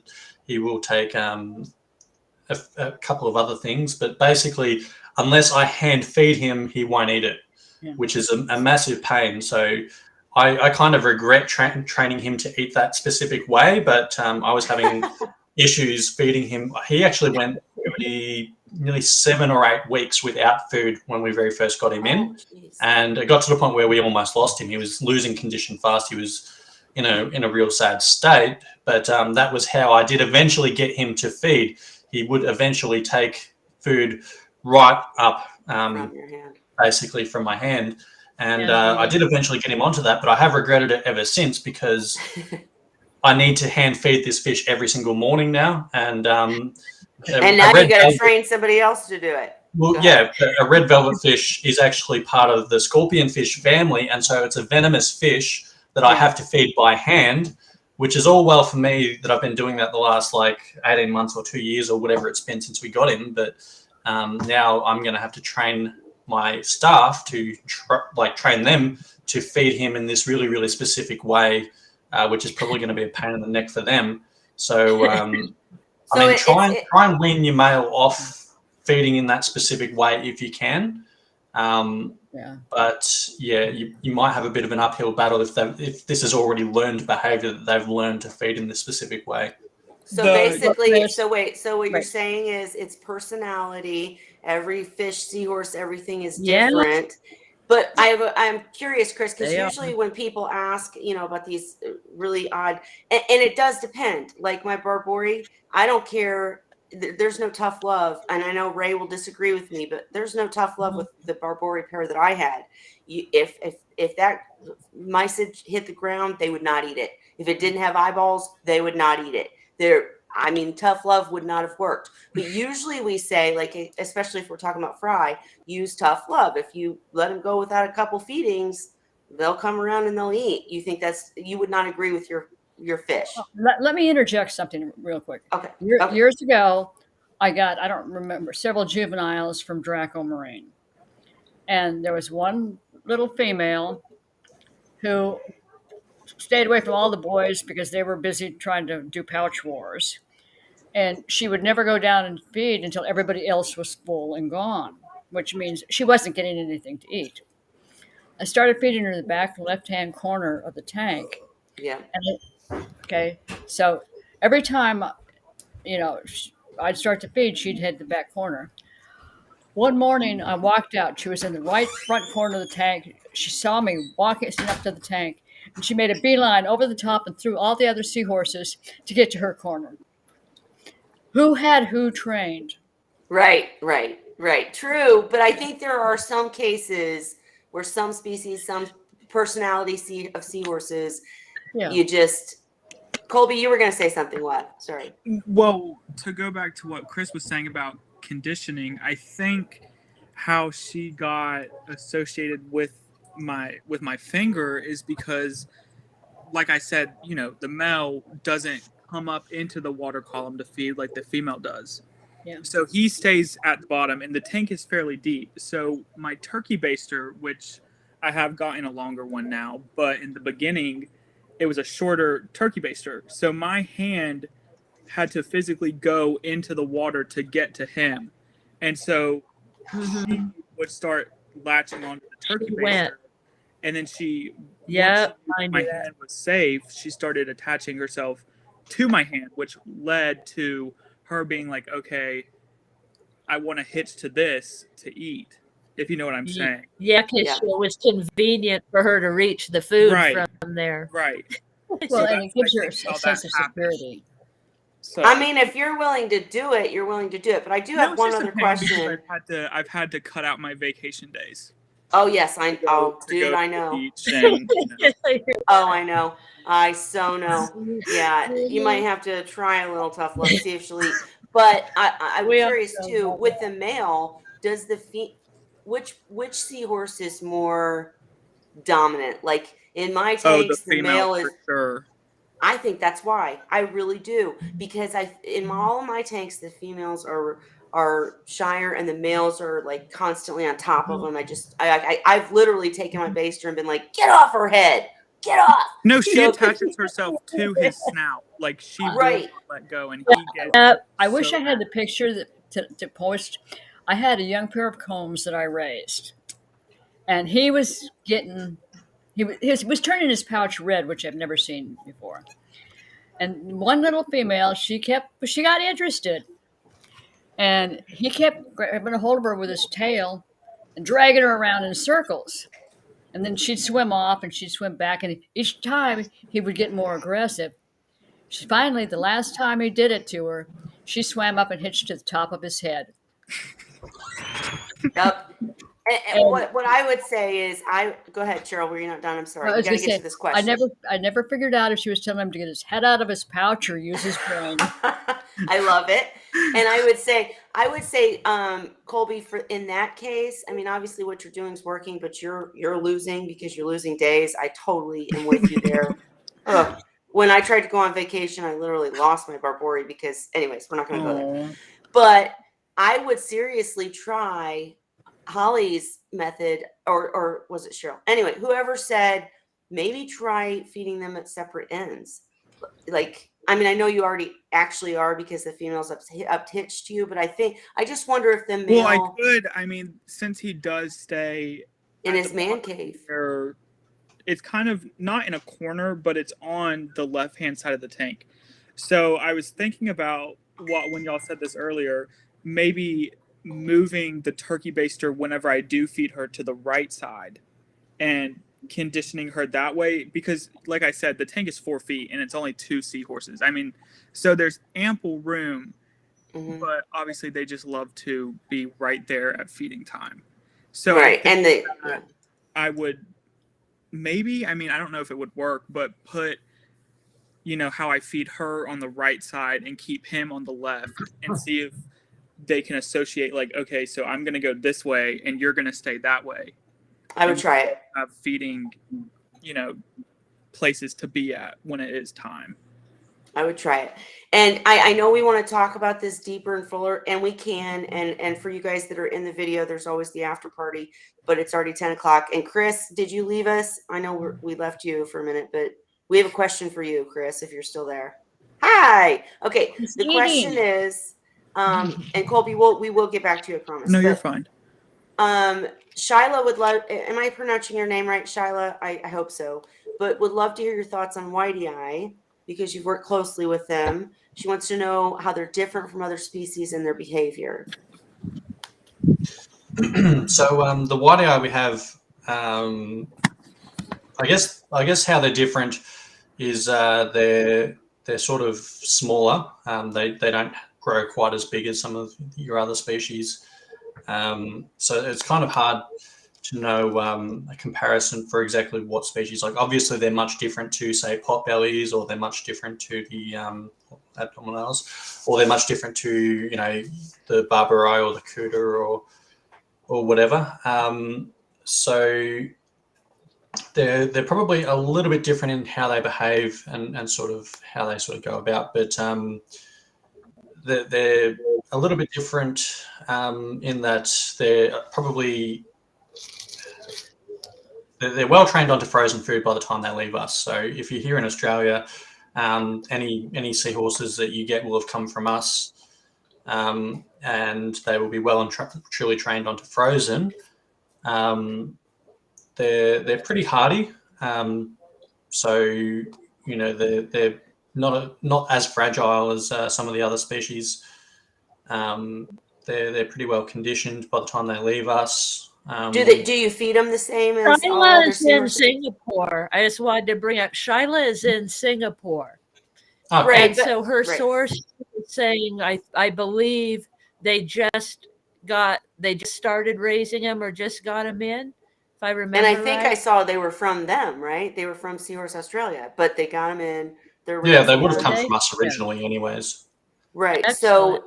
So as she buys from them, do they require the same size of space since they're smaller? How are you feeding them or do you feed them the same as other species? Do they need the same filtration? That kind of stuff is what we were digging for. Okay, yeah. So you can basically keep them like you would keep other seahorses. I don't recommend mixing them with other seahorse species. But the whitey eye are actually really, really good. They're actually probably one of my favorite species. So I breed and raise them at Seahorse World. And the setup that I have them in is quite unique in that I actually have their big display tank, which is part of our tour, but I actually breed and raise in the display tank. So I don't have, at the moment, I don't have separate tanks where I raise the fry. I raise them all in situ. Oh, wow. And for that reason, it's a very high maintenance tank because I need to sort of clean around fry in a big tank with the parents and whatnot. But I've been able to set up a certain system where I can breed and raise all in the one setup. And so, we've got hundreds of whitey eye all in the one big display, and there's constantly fry coming through, and it's a really, really good system. It's sort of it's high maintenance, but it's low maintenance at the same time. For the output of the tank, it's fairly low maintenance. It just requires regular water changes and siphoning and whatnot. It's not set up perfectly. There's a few things that I would change in an ideal world, but we don't live in an ideal world, and I'm not really going to have time to change it now. But it's a good setup that they've got, and it works. And so you just need to make sure you have plenty of filtration. Make sure you've got semi-decent flow in the tank. You'll notice that the whitey eye will be a lot more active if there's more flow. They love flow. They love the flow. They love good, clean water. So make sure your filtration's up to scratch. And you might notice that it takes I'm not sure about your whitey eye in particular, but they might not be all that colourful right now. But if you make their display nice and colourful, and you've got lots of colourful decorations and things in your display, it might take them a month, might even take them 2 months, but eventually you'll notice a few outliers, and these outliers will change to be quite sort of bright and colourful, and then you'll have others that in the display that'll slowly start to mimic them. And then eventually you'll get to a point where you've got all these different colored, really bright and colorful sort of seahorses all in the one display. And you might have some that are white, black, yellow, orange, red. You'll have all different colors coming out in them. I've been So doing cool. the same thing, Chris, and it works like a charm. Yeah. And that's what, all my Erectus are either yellow, orange, or red. And Shut years up, ago- Cheryl. Shut up. I don't like you anymore. my Hers turned seahorses dark. are the color of rock. Don't put But- rock in your tank if you want colorful seahorses. Go ahead, Cheryl, and then I got a Unless it's question. bright I and was gonna colorful say, rock. years ago, all I could get were dark brown or more blackish. Never had color. Now, all of a sudden, since I've learned more and been at this long enough, I can make them turn colors. I Yeah. can. Yep, absolutely. But so, Chris, just to make sure that Shyla, if you have any specific questions, ask them in the comments, and we'll ask them. I'll put them up. But Chris, so, and obviously you guys don't have Erectus, so I can't ask a comparison to that. But typically for like Erectus, per se, we have a pretty clear guideline: 30-gallon minimum per pair. Skimmer needs to be 1.5 to 2 times the tank size. Flow rate needs to be this, all this stuff. In your case, let's say with Cuda, how would you differentiate between the Whitey Eye and Cuda? Do the Whitey Eye need the same amount of space? Do they need this?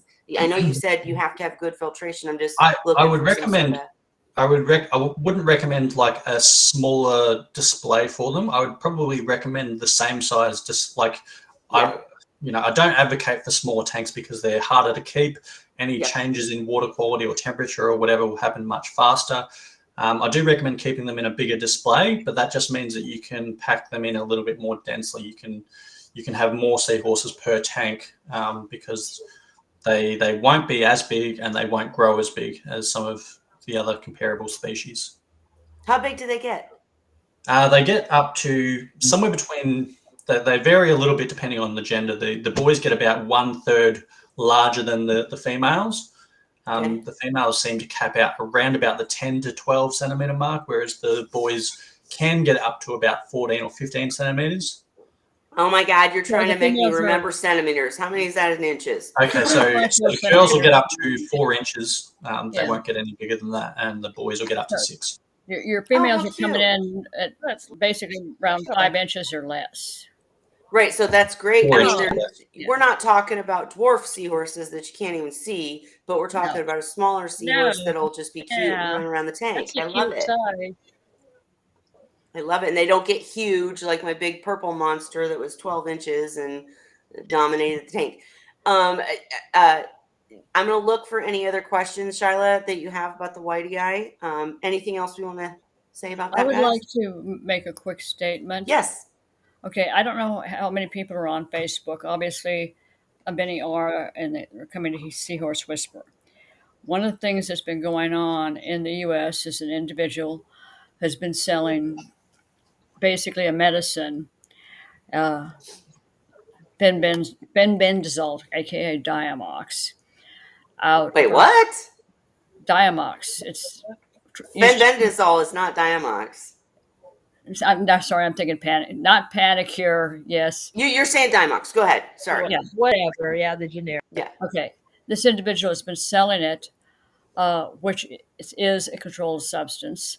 It is illegal to sell and to purchase.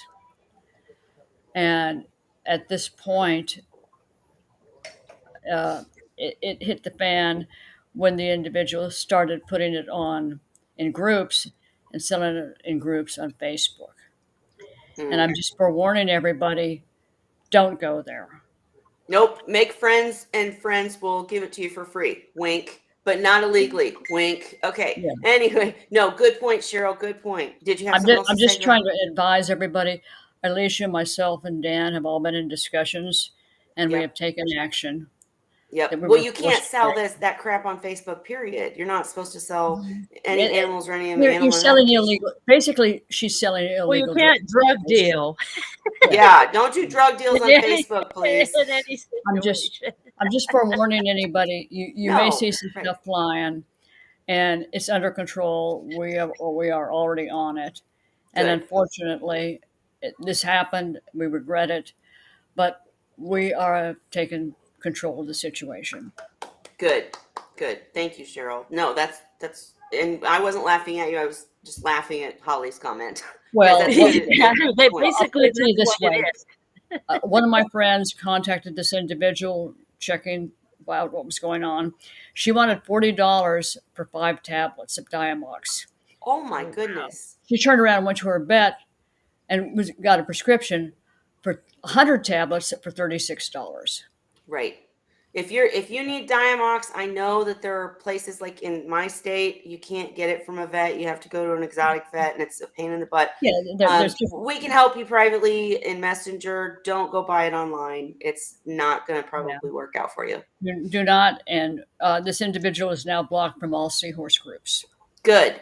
And if you're out there, just remember you can't sell seahorses or any live animals or anything. Don't be dumb. Don't Or do it. drugs. That's all I got to say. You will Right. be deleted. Canceled. We don't cancel here. But anyways, okay. I want to give the last few minutes to Colby and Chris.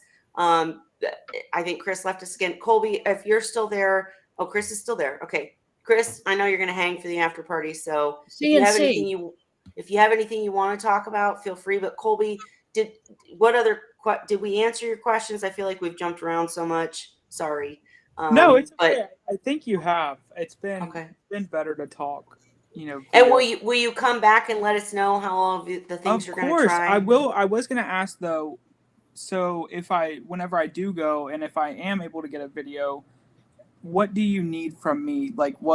How do you want me to set the video up? Or Sure. What I want to see is one, I want to be able to see the way they're breathing, how the trigger under the jaw is moving, and the operculum to see, get a idea of the color rate and how Operculum fast. is.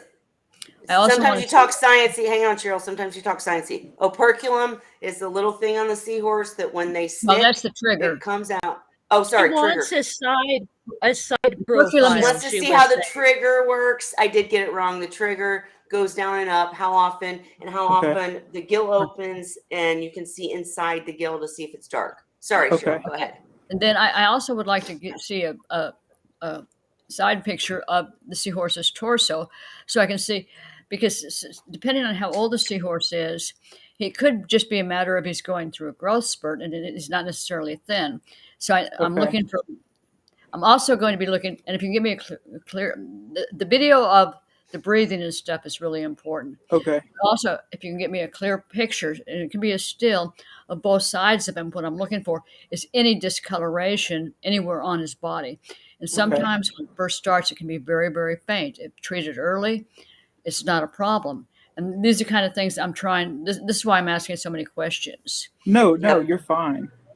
Okay. And Cheryl, another thing you've said before, when you're looking at ciliates, maybe possibly in the gills, I know that's not what we're talking about specifically here, but if someone gives a head-on video of how far the gill plates come out, right?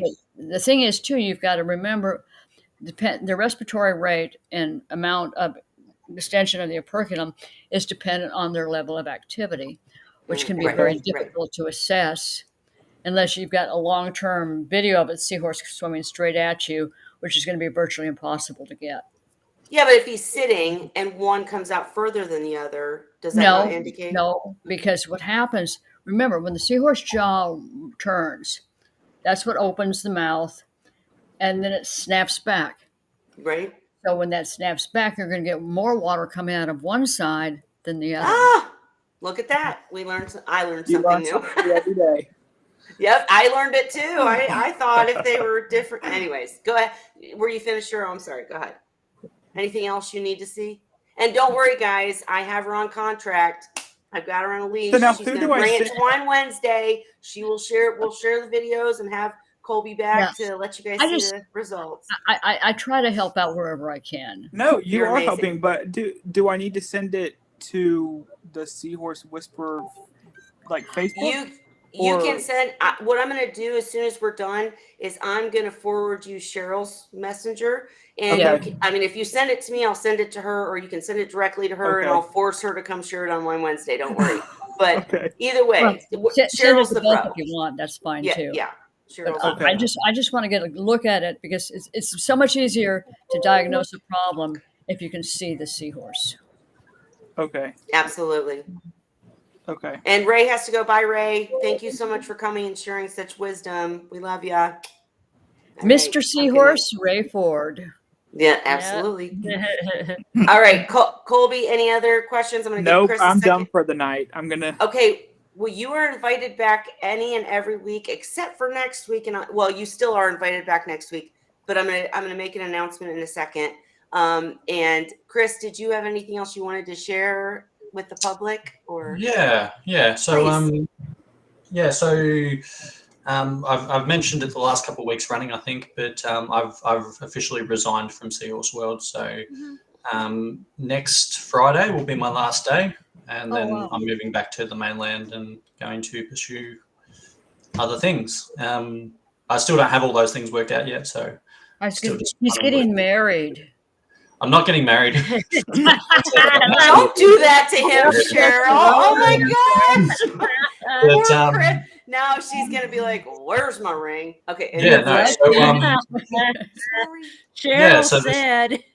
there's been a few At my interesting age, I can get developments in the away with last week. So last Friday, I got to catch up with Steve McLeod. He came across from the mainland down to Tasmania and sort of dropped on in and had a good chat with him, which was good. And he sort of went through and was checking out our sea dragons and yeah, just having a chat about a lot of sort of seahorsey kind of stuff, which was really, really good. Good bloke. He's actually going to donate some of his like deceased specimens for science.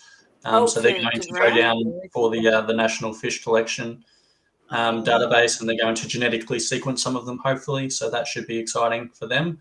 So good on him for that. And So wait. So Graham's gonna work with him and Seahorse Australia.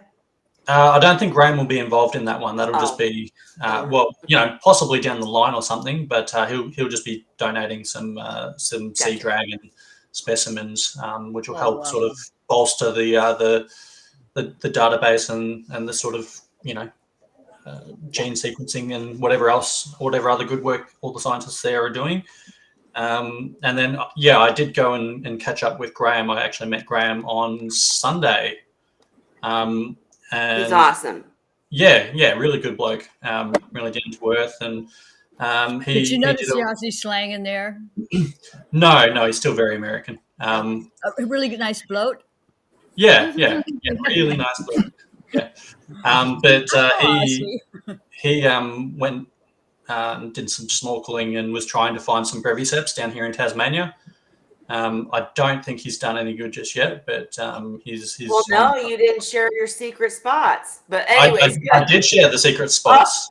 We went and had a look together, and he got in the water. I wasn't too keen because I'd climbed a mountain and wasn't keen to, wasn't in any sort of position to. I was a bit too sore to get in the water and whatnot. But it was good to sort of catch up with him and that. He's doing some really, really good work. So hopefully he will unravel the secrets, and we'll see how closely related breviceps and tuberculatus are, whether they are in fact different species or whether they are a synonym for the same thing. I think I already know which way it's going to go, but you're not going to tell us, are you? I think they are different species. I think there's enough morphological differences, but it's not until you DNA sequence them and test them that you will actually see whether they are different or the same. But we'll see how that goes, and it should be quite good. But this last week is going to be probably pretty full on, and I've got after today I've only got 6 more shifts left at Seahorse World, and then I'll be wrapping up. But got to try and get the guys up to speed on every little thing. And, I have a quick question for you. Sure. A friend of mine was sold what was labeled a pair of hippocampus combs. And I took one look at them. They obviously were not combs. The general consensus was that they were hystrix. And I know that combs are in the Philippines and parts of Southeast Asia. But doesn't Hystrix had a broader distribution than Combs? Wait, how in Yeah. the world is anybody confusing Hystrix and Combs? They're so different. Go ahead. Yeah. Sorry, Chris. Yeah, so I'm pretty sure Hystrix does have quite a wide sort of distribution, but yeah, we don't have combs here in Australia. I think No, you don't. Hystrix's distribution might slightly work its way down towards Australia, but I haven't seen them here in the trade at all. I've seen them. The thing is, after the Cat 5 hit Vietnam, Southeast Asia several years ago and wiped out a lot of The Seahorse pens and that down there. habitat, I saw a lot more combs showing up in the Philippines, which would make sense. Those are the ones that survived. And I was just curious, how can they come in with CITES permits claiming a hippocampus combs when Well, they would just be misidentified, which is so common. Like your That's average what I'm person, or even your average person who works in fisheries, or at the actual sort of the airports and places like that, even if they often do come across, like, if they're working every day, whatever, they're not going to come across seahorses that often. Seahorses won't be all that often traded, and so when they see a seahorse, they're going to read what's on the paper and agree. Exactly, and just go, well, that looks like a seahorse, so that's probably what it is. Yeah. So yeah, quite often they don't know what they're even really looking at. Basically, if you're getting wild caught, you have no idea of what you're really getting, which it's been that way forever. It's nothing More new. or less. I mean, oftentimes, I'm not saying it about everyone, but oftentimes even the collectors themselves don't know what they have unless they've got an up-to-date seahorse book that says all the different species, and they can kind of find the species there. Like, close enough is good enough, often enough for the collectors. And unless you've got a really experienced collector who's collected seahorses lots of times and they're actually interested enough to sort of try and differentiate between the species that they have in the area and find out exactly what they've got, then they probably won't know themselves, and they will just label it as whatever. Whatever happens to be convenient at the moment. Yeah. I'm just trying to figure out how some of the stuff that's so far off happens. And it's becoming obvious to me, U.S. Fish and Wildlife and a lot of the collectors and wholesalers have no idea what they're looking at. Right. There should be better training. Mm-hmm. Hey, Chris, if you have more to say, I will let you. But real quick, I wanted to share what you shared with us. And these are the whitey eye. Cute. Oh, wait. Sorry. Wrong way. Sorry. That was apparently Holly. Okay. Yeah. I like that one. Yeah. And that's what's we're gonna miss from Seahorse Australia is Chris. Didn't you make that, or you found it? Yeah, we commissioned that. It's an acrylic Sydney Harbour Bridge. Look at that little cutie. I hope Shyla's still here to see him. No, they have a bunch. They sell little souvenirs of the Golden Gate Bridge, but they're all metal. I was looking because I saw them. Oh, that'd be so cute for the seahorses. And I picked up a bunch of them to look at them, but they were all metal, just different colors of metal. I'm like, oh, somebody make one in plastic. That's so cute. Yeah, so you can see there from the picture that you've got different whitey eye that are all different colors. There's like they look like a big bouquet. Like orange with a black face. Like you've got one that's like a creamy white color. You've got others that are black. Some of the ones that are black are actually really, really, really dark red. If you get intense light over them, you'll actually see that they've got a red base color, but they're actually like borderline black. It's going to depend on what kind of lighting you've got on them, how they're going to radiate. Yeah, so lighting, the decorations that are available all play a good factor in it. But once you encourage some of them to brighten up and change colors, you'll have others that will sort of imitate them. And then once you get to a stage where you've got all different seahorses doing all different things with their colors, you can get all sorts of different color morphs coming through. So I have a question for you, Chris. I noticed because when I was raising my Erectus, they go through a stage when they're young where they like to change colors a lot. They're experimenting with their color all the time. Is it the same with the red eye? Or no, I'm not. And the whitey eye? The whitey eye? Yeah, definitely. I've noticed that the whitey eye, for me personally, they tend to change color the slowest out of most of the species that I work with. So if you're keeping them in a tank at home or whatever, oftentimes it can take months to actually encourage them to change color. So don't give Like up. on a long-term basis. But even then, when they do, like if some of these ones, if I was to sell some of these, they will usually keep their color morph for a much longer time than many other species. But the other thing with them is that they also they do change color when courting. I have noticed that there's a very specific coloration that many of them do when they're sort of courting and when they're trying to breed. The males will usually sort of go a much sort of white sort of base color, like really, really pale and flushed out, but they'll have like a really, really dark mask on their face, all the way from their snout up past their operculum.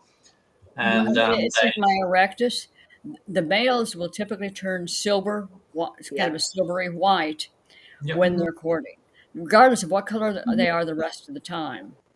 Yeah, pretty much the same with these whitey eye.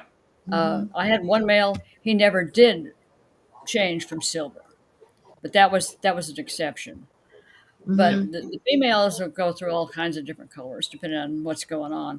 But the males seem to be more consistent. And this is in erectus. Right. Yep. Shyla, all I want to say is, Shyla, when you get them, I'm so excited for you to get them. Please come back to Wine Wednesday. I'll give you a link. You can jump in like Colby did. We want to see them. You can show us how they're doing, and then document the color changes and everything else, because we love this stuff. We're Seahorse freaks. Chris, were you done, or did you? Yeah, like you're still talking. Yeah, pretty much. No, I mean, if you we cut you off, so was there anything else it's all good. The females, kind of like what Cheryl said, the females can be a lot more varied in their sort of their coloration when breeding. But I have noticed them imitate the males several times, but I have also noticed several times where they've just retained their color and just sort of did them. But that one there's just a fry. So in this tank, I actually raised them in situ alongside the parents, and that one there is probably maybe a week or two old. Yeah, that would make if you're looking to breed, I mean, I wish I could get whitey eye. We were talking earlier, Chris, about going to Canada or something, because in the U.S., I would totally get them and try to breed them. And one question I have real quick is the turquoise. Is that gravel? How does that? Why did you make that choice, and does it affect color? Because I know blue backgrounds. I didn't make that choice. That choice was outside of my control. I hate that didn't look like a choice to make. Wait, Chris hates it. Aquarium gravel.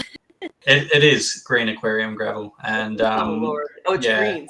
Basically, the owner wanted the substrate in the tank because he didn't like the look of the bare bottom tanks, because they're these fiberglass tanks. You can see the part that's up higher in the pic on the top left hand corner, that the whole tank looks like that, and it gets this sort of green sort of algae on it. Even when you scrub it regularly, it builds up this sort of hard sort of green algae on it, and it doesn't really look all that sightly, but having that green substrate in there makes for very, very difficult work cleaning all the substrate and that's why the tank's probably more maintenance than I would like.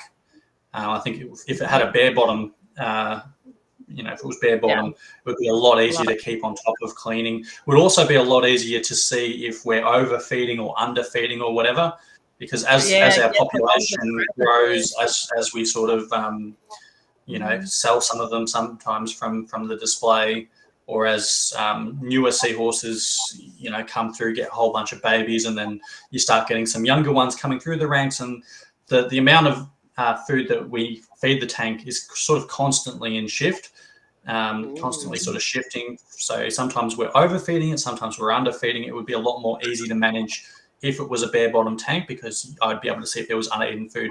The other thing is the other seahorses in the tank would probably also be able to see if there was uneaten food. sometimes they you'll see them sort of going along the bottom and sort of like that seahorse that's on the plant. You can see it's facing the bottom. It's looking for food in amongst the substrate. There's little nooks and crannies within the gravel and within the substrate where a mysid shrimp might sink and it'll get stuck between this little crevice, and it might get to a spot where the seahorse either can't see it or can't eat it.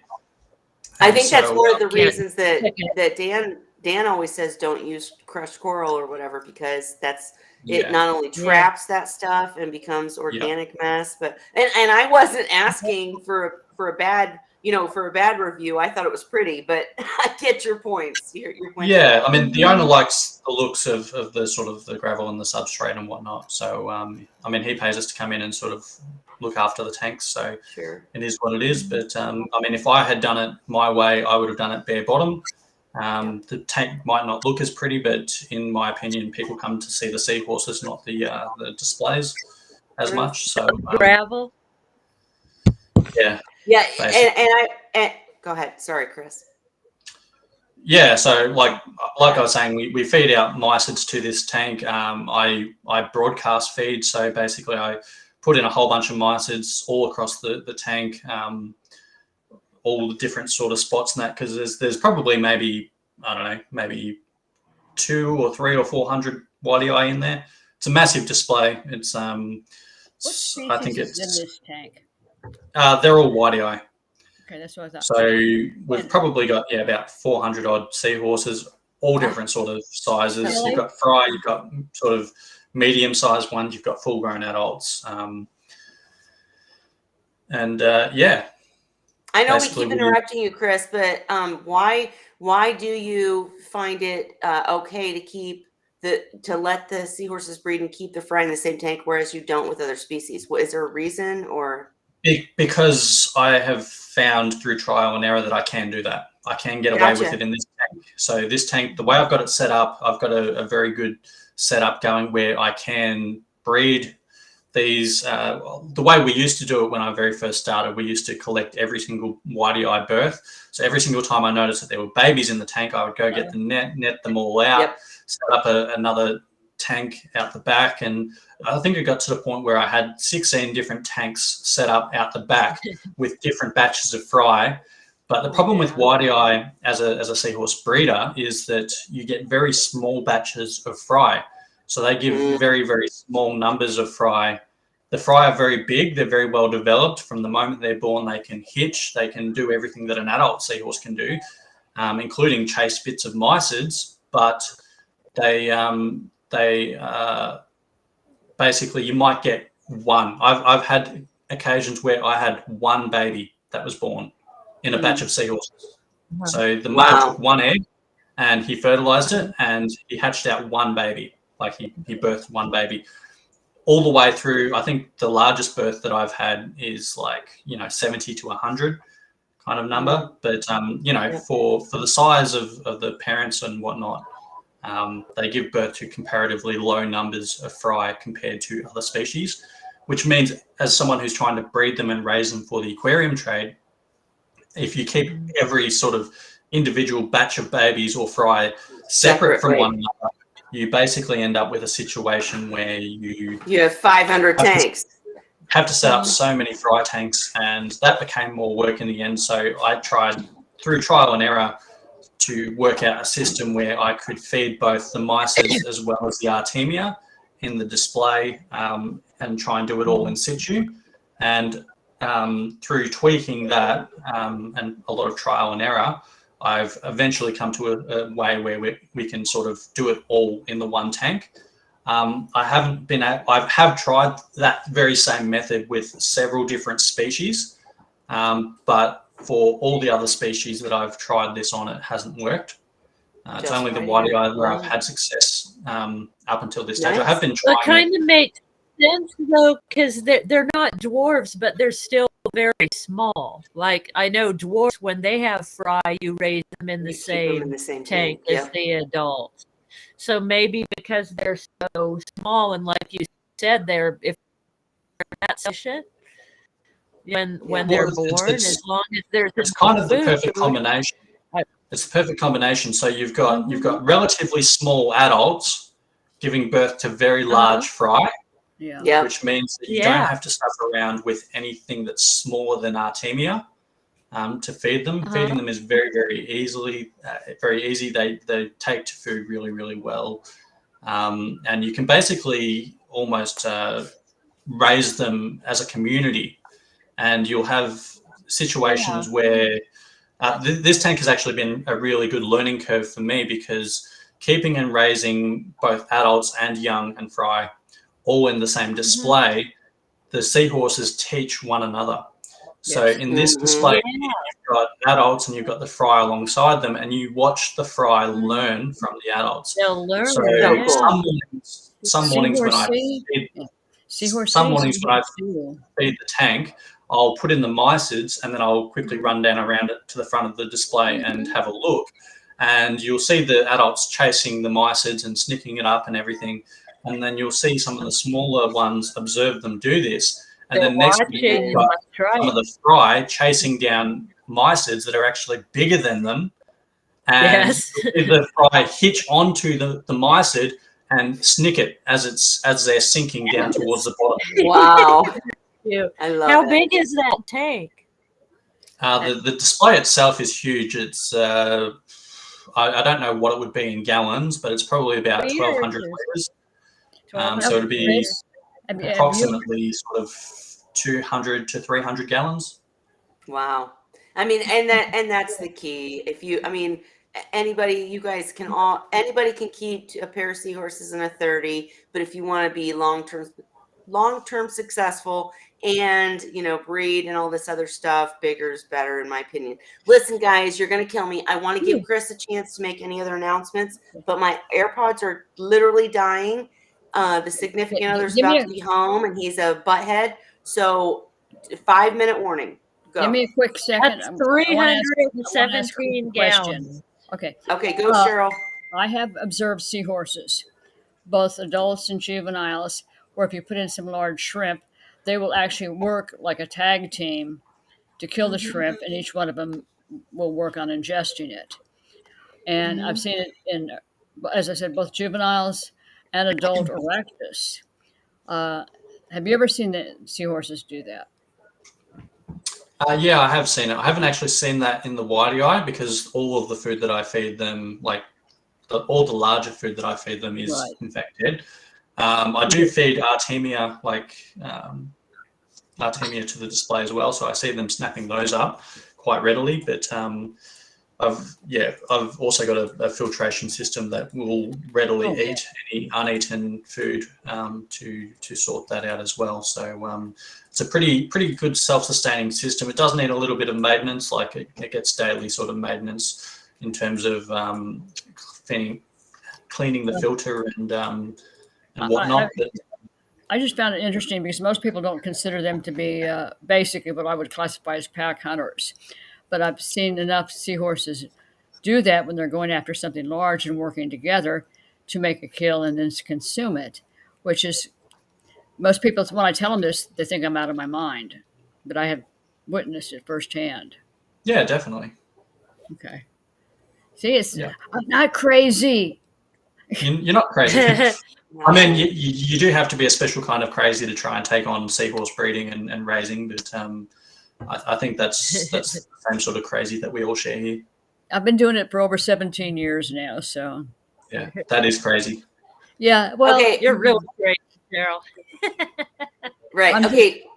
Hey. I'm so sorry, you guys. I've got to push us to close. Chris, did I know I just cut you off, Cheryl. I apologize. It's okay. Chris, did you have anything else to announce or anything? I need to go feed seahorses again. Right? Yeah. We need seahorses. No, I'm pretty good. So I'm not sure if I'll make it next week, but there'll be a lot of stuff happening, and I'll still try and pop in occasionally, but we'll see what life allows. Absolutely. And I'm going to cut this picture off and give you my announcement now that I've drank a bunch of wine. And it's I want great. to see your sea dragon stuff. Yeah, absolutely. But guys, for anybody watching, and I'll put this in the comments too, next week we actually have some guests. You guys know that Aquachar sponsors this channel, if you need the code, if you didn't get it at the Aquachar guest Wine Wednesday, I can provide it to you, but you get a discount for using Holly, is it Seahorse Whisperer 20%? I'll find think it and I'll post it. Go ahead. Whisperer, and yeah, the discount amount I don't remember, but I think it was just Seahorse Whisperer. Well, you get a discount on Aquachar. If you don't know about Aquachar, it's amazing. I use it in all my Seahorse tanks now. Holly has tried it. We'll talk about it more next week because we definitely concentrate on seahorses, but we also invite guests that can share about, different products, reefing, reef keeping, etc., that can help just general reef keepers and seahorse keepers. So next week we have 2 people that have made, oh my gosh, I've lost the message. So much for my announcement. I'll put it in the comments though too. And they have made, I wanted to say the name right. They have made char chambers. Okay. Listen, if you want to know what I'm talking about, I want to know what I'm talking about too, but they're going to tell us next week. Tian and Brian are going to join us. They're already popular influencers, and they've made these char chambers using Aquachar that they're going to share with us. So for anyone like Colby, Chris, everyone, we still invite you to come next week. I will let the speakers share their information for the first maybe half hour, and then all of you guys will be included in. So don't not come, because the people in the video, because you will still be included in, and we'll have the general chat afterwards, but we're going to focus on the char chambers for the first segment, if you We will. don't experiment, we don't try new things, and we don't make mistakes. We will never improve what we're doing in this hobby, bottom line. And I've made my mistakes, I've had my great moments, and I've had my average moments. And there's always plenty of room for improvement. Yes, so let's get excited.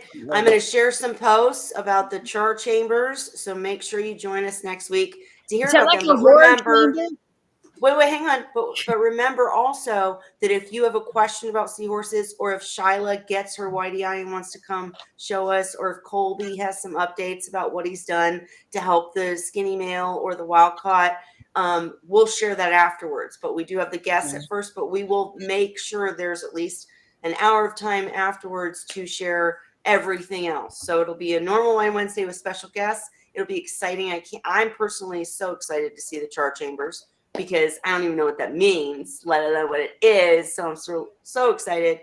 But we will, of course, take any questions, comments about anything else afterwards. So join us next week.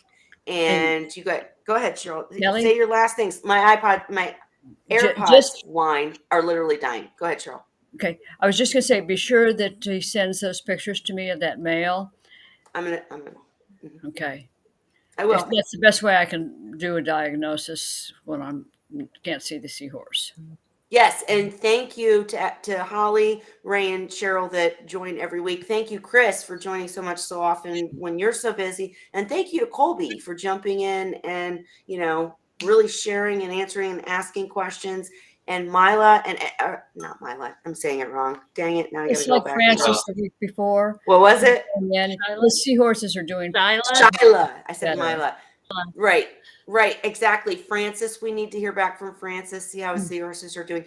I'm just saying that I appreciate everyone that comes, not only to jump into the video, but also in the chat and watches these. We're building the seahorse community more and more every day. There are so many people joining constantly. I appreciate every one of you. And yeah, Holly's sipping on her green drink. I was going to say, what happened to her green glasses? Oh, they went by the wayside. A lot of stuff got uncomfortable, so I took it off. Don't you hate that? It's like high heels. When I wear high heels, within half an hour, I'm walking around barefoot. Okay, guys. What are high heels? There you go. All right, guys. After party starts now for all of you listeners that aren't in the after party. I'm just kidding, guys. But anybody who joins in the video can stay for the after party anytime you want. And as Colby showed tonight, you don't have to show your face if you don't want. So anybody who wants to join, we'll send you the link. I appreciate all of you. And we will, of course, see you next Wednesday. Everybody do the cheers. Good night. Cheers. Cheers. Oh, wait. Cheers. Wait, I've got to use my good glass. Keep your glasses up. My seahorse. What is the most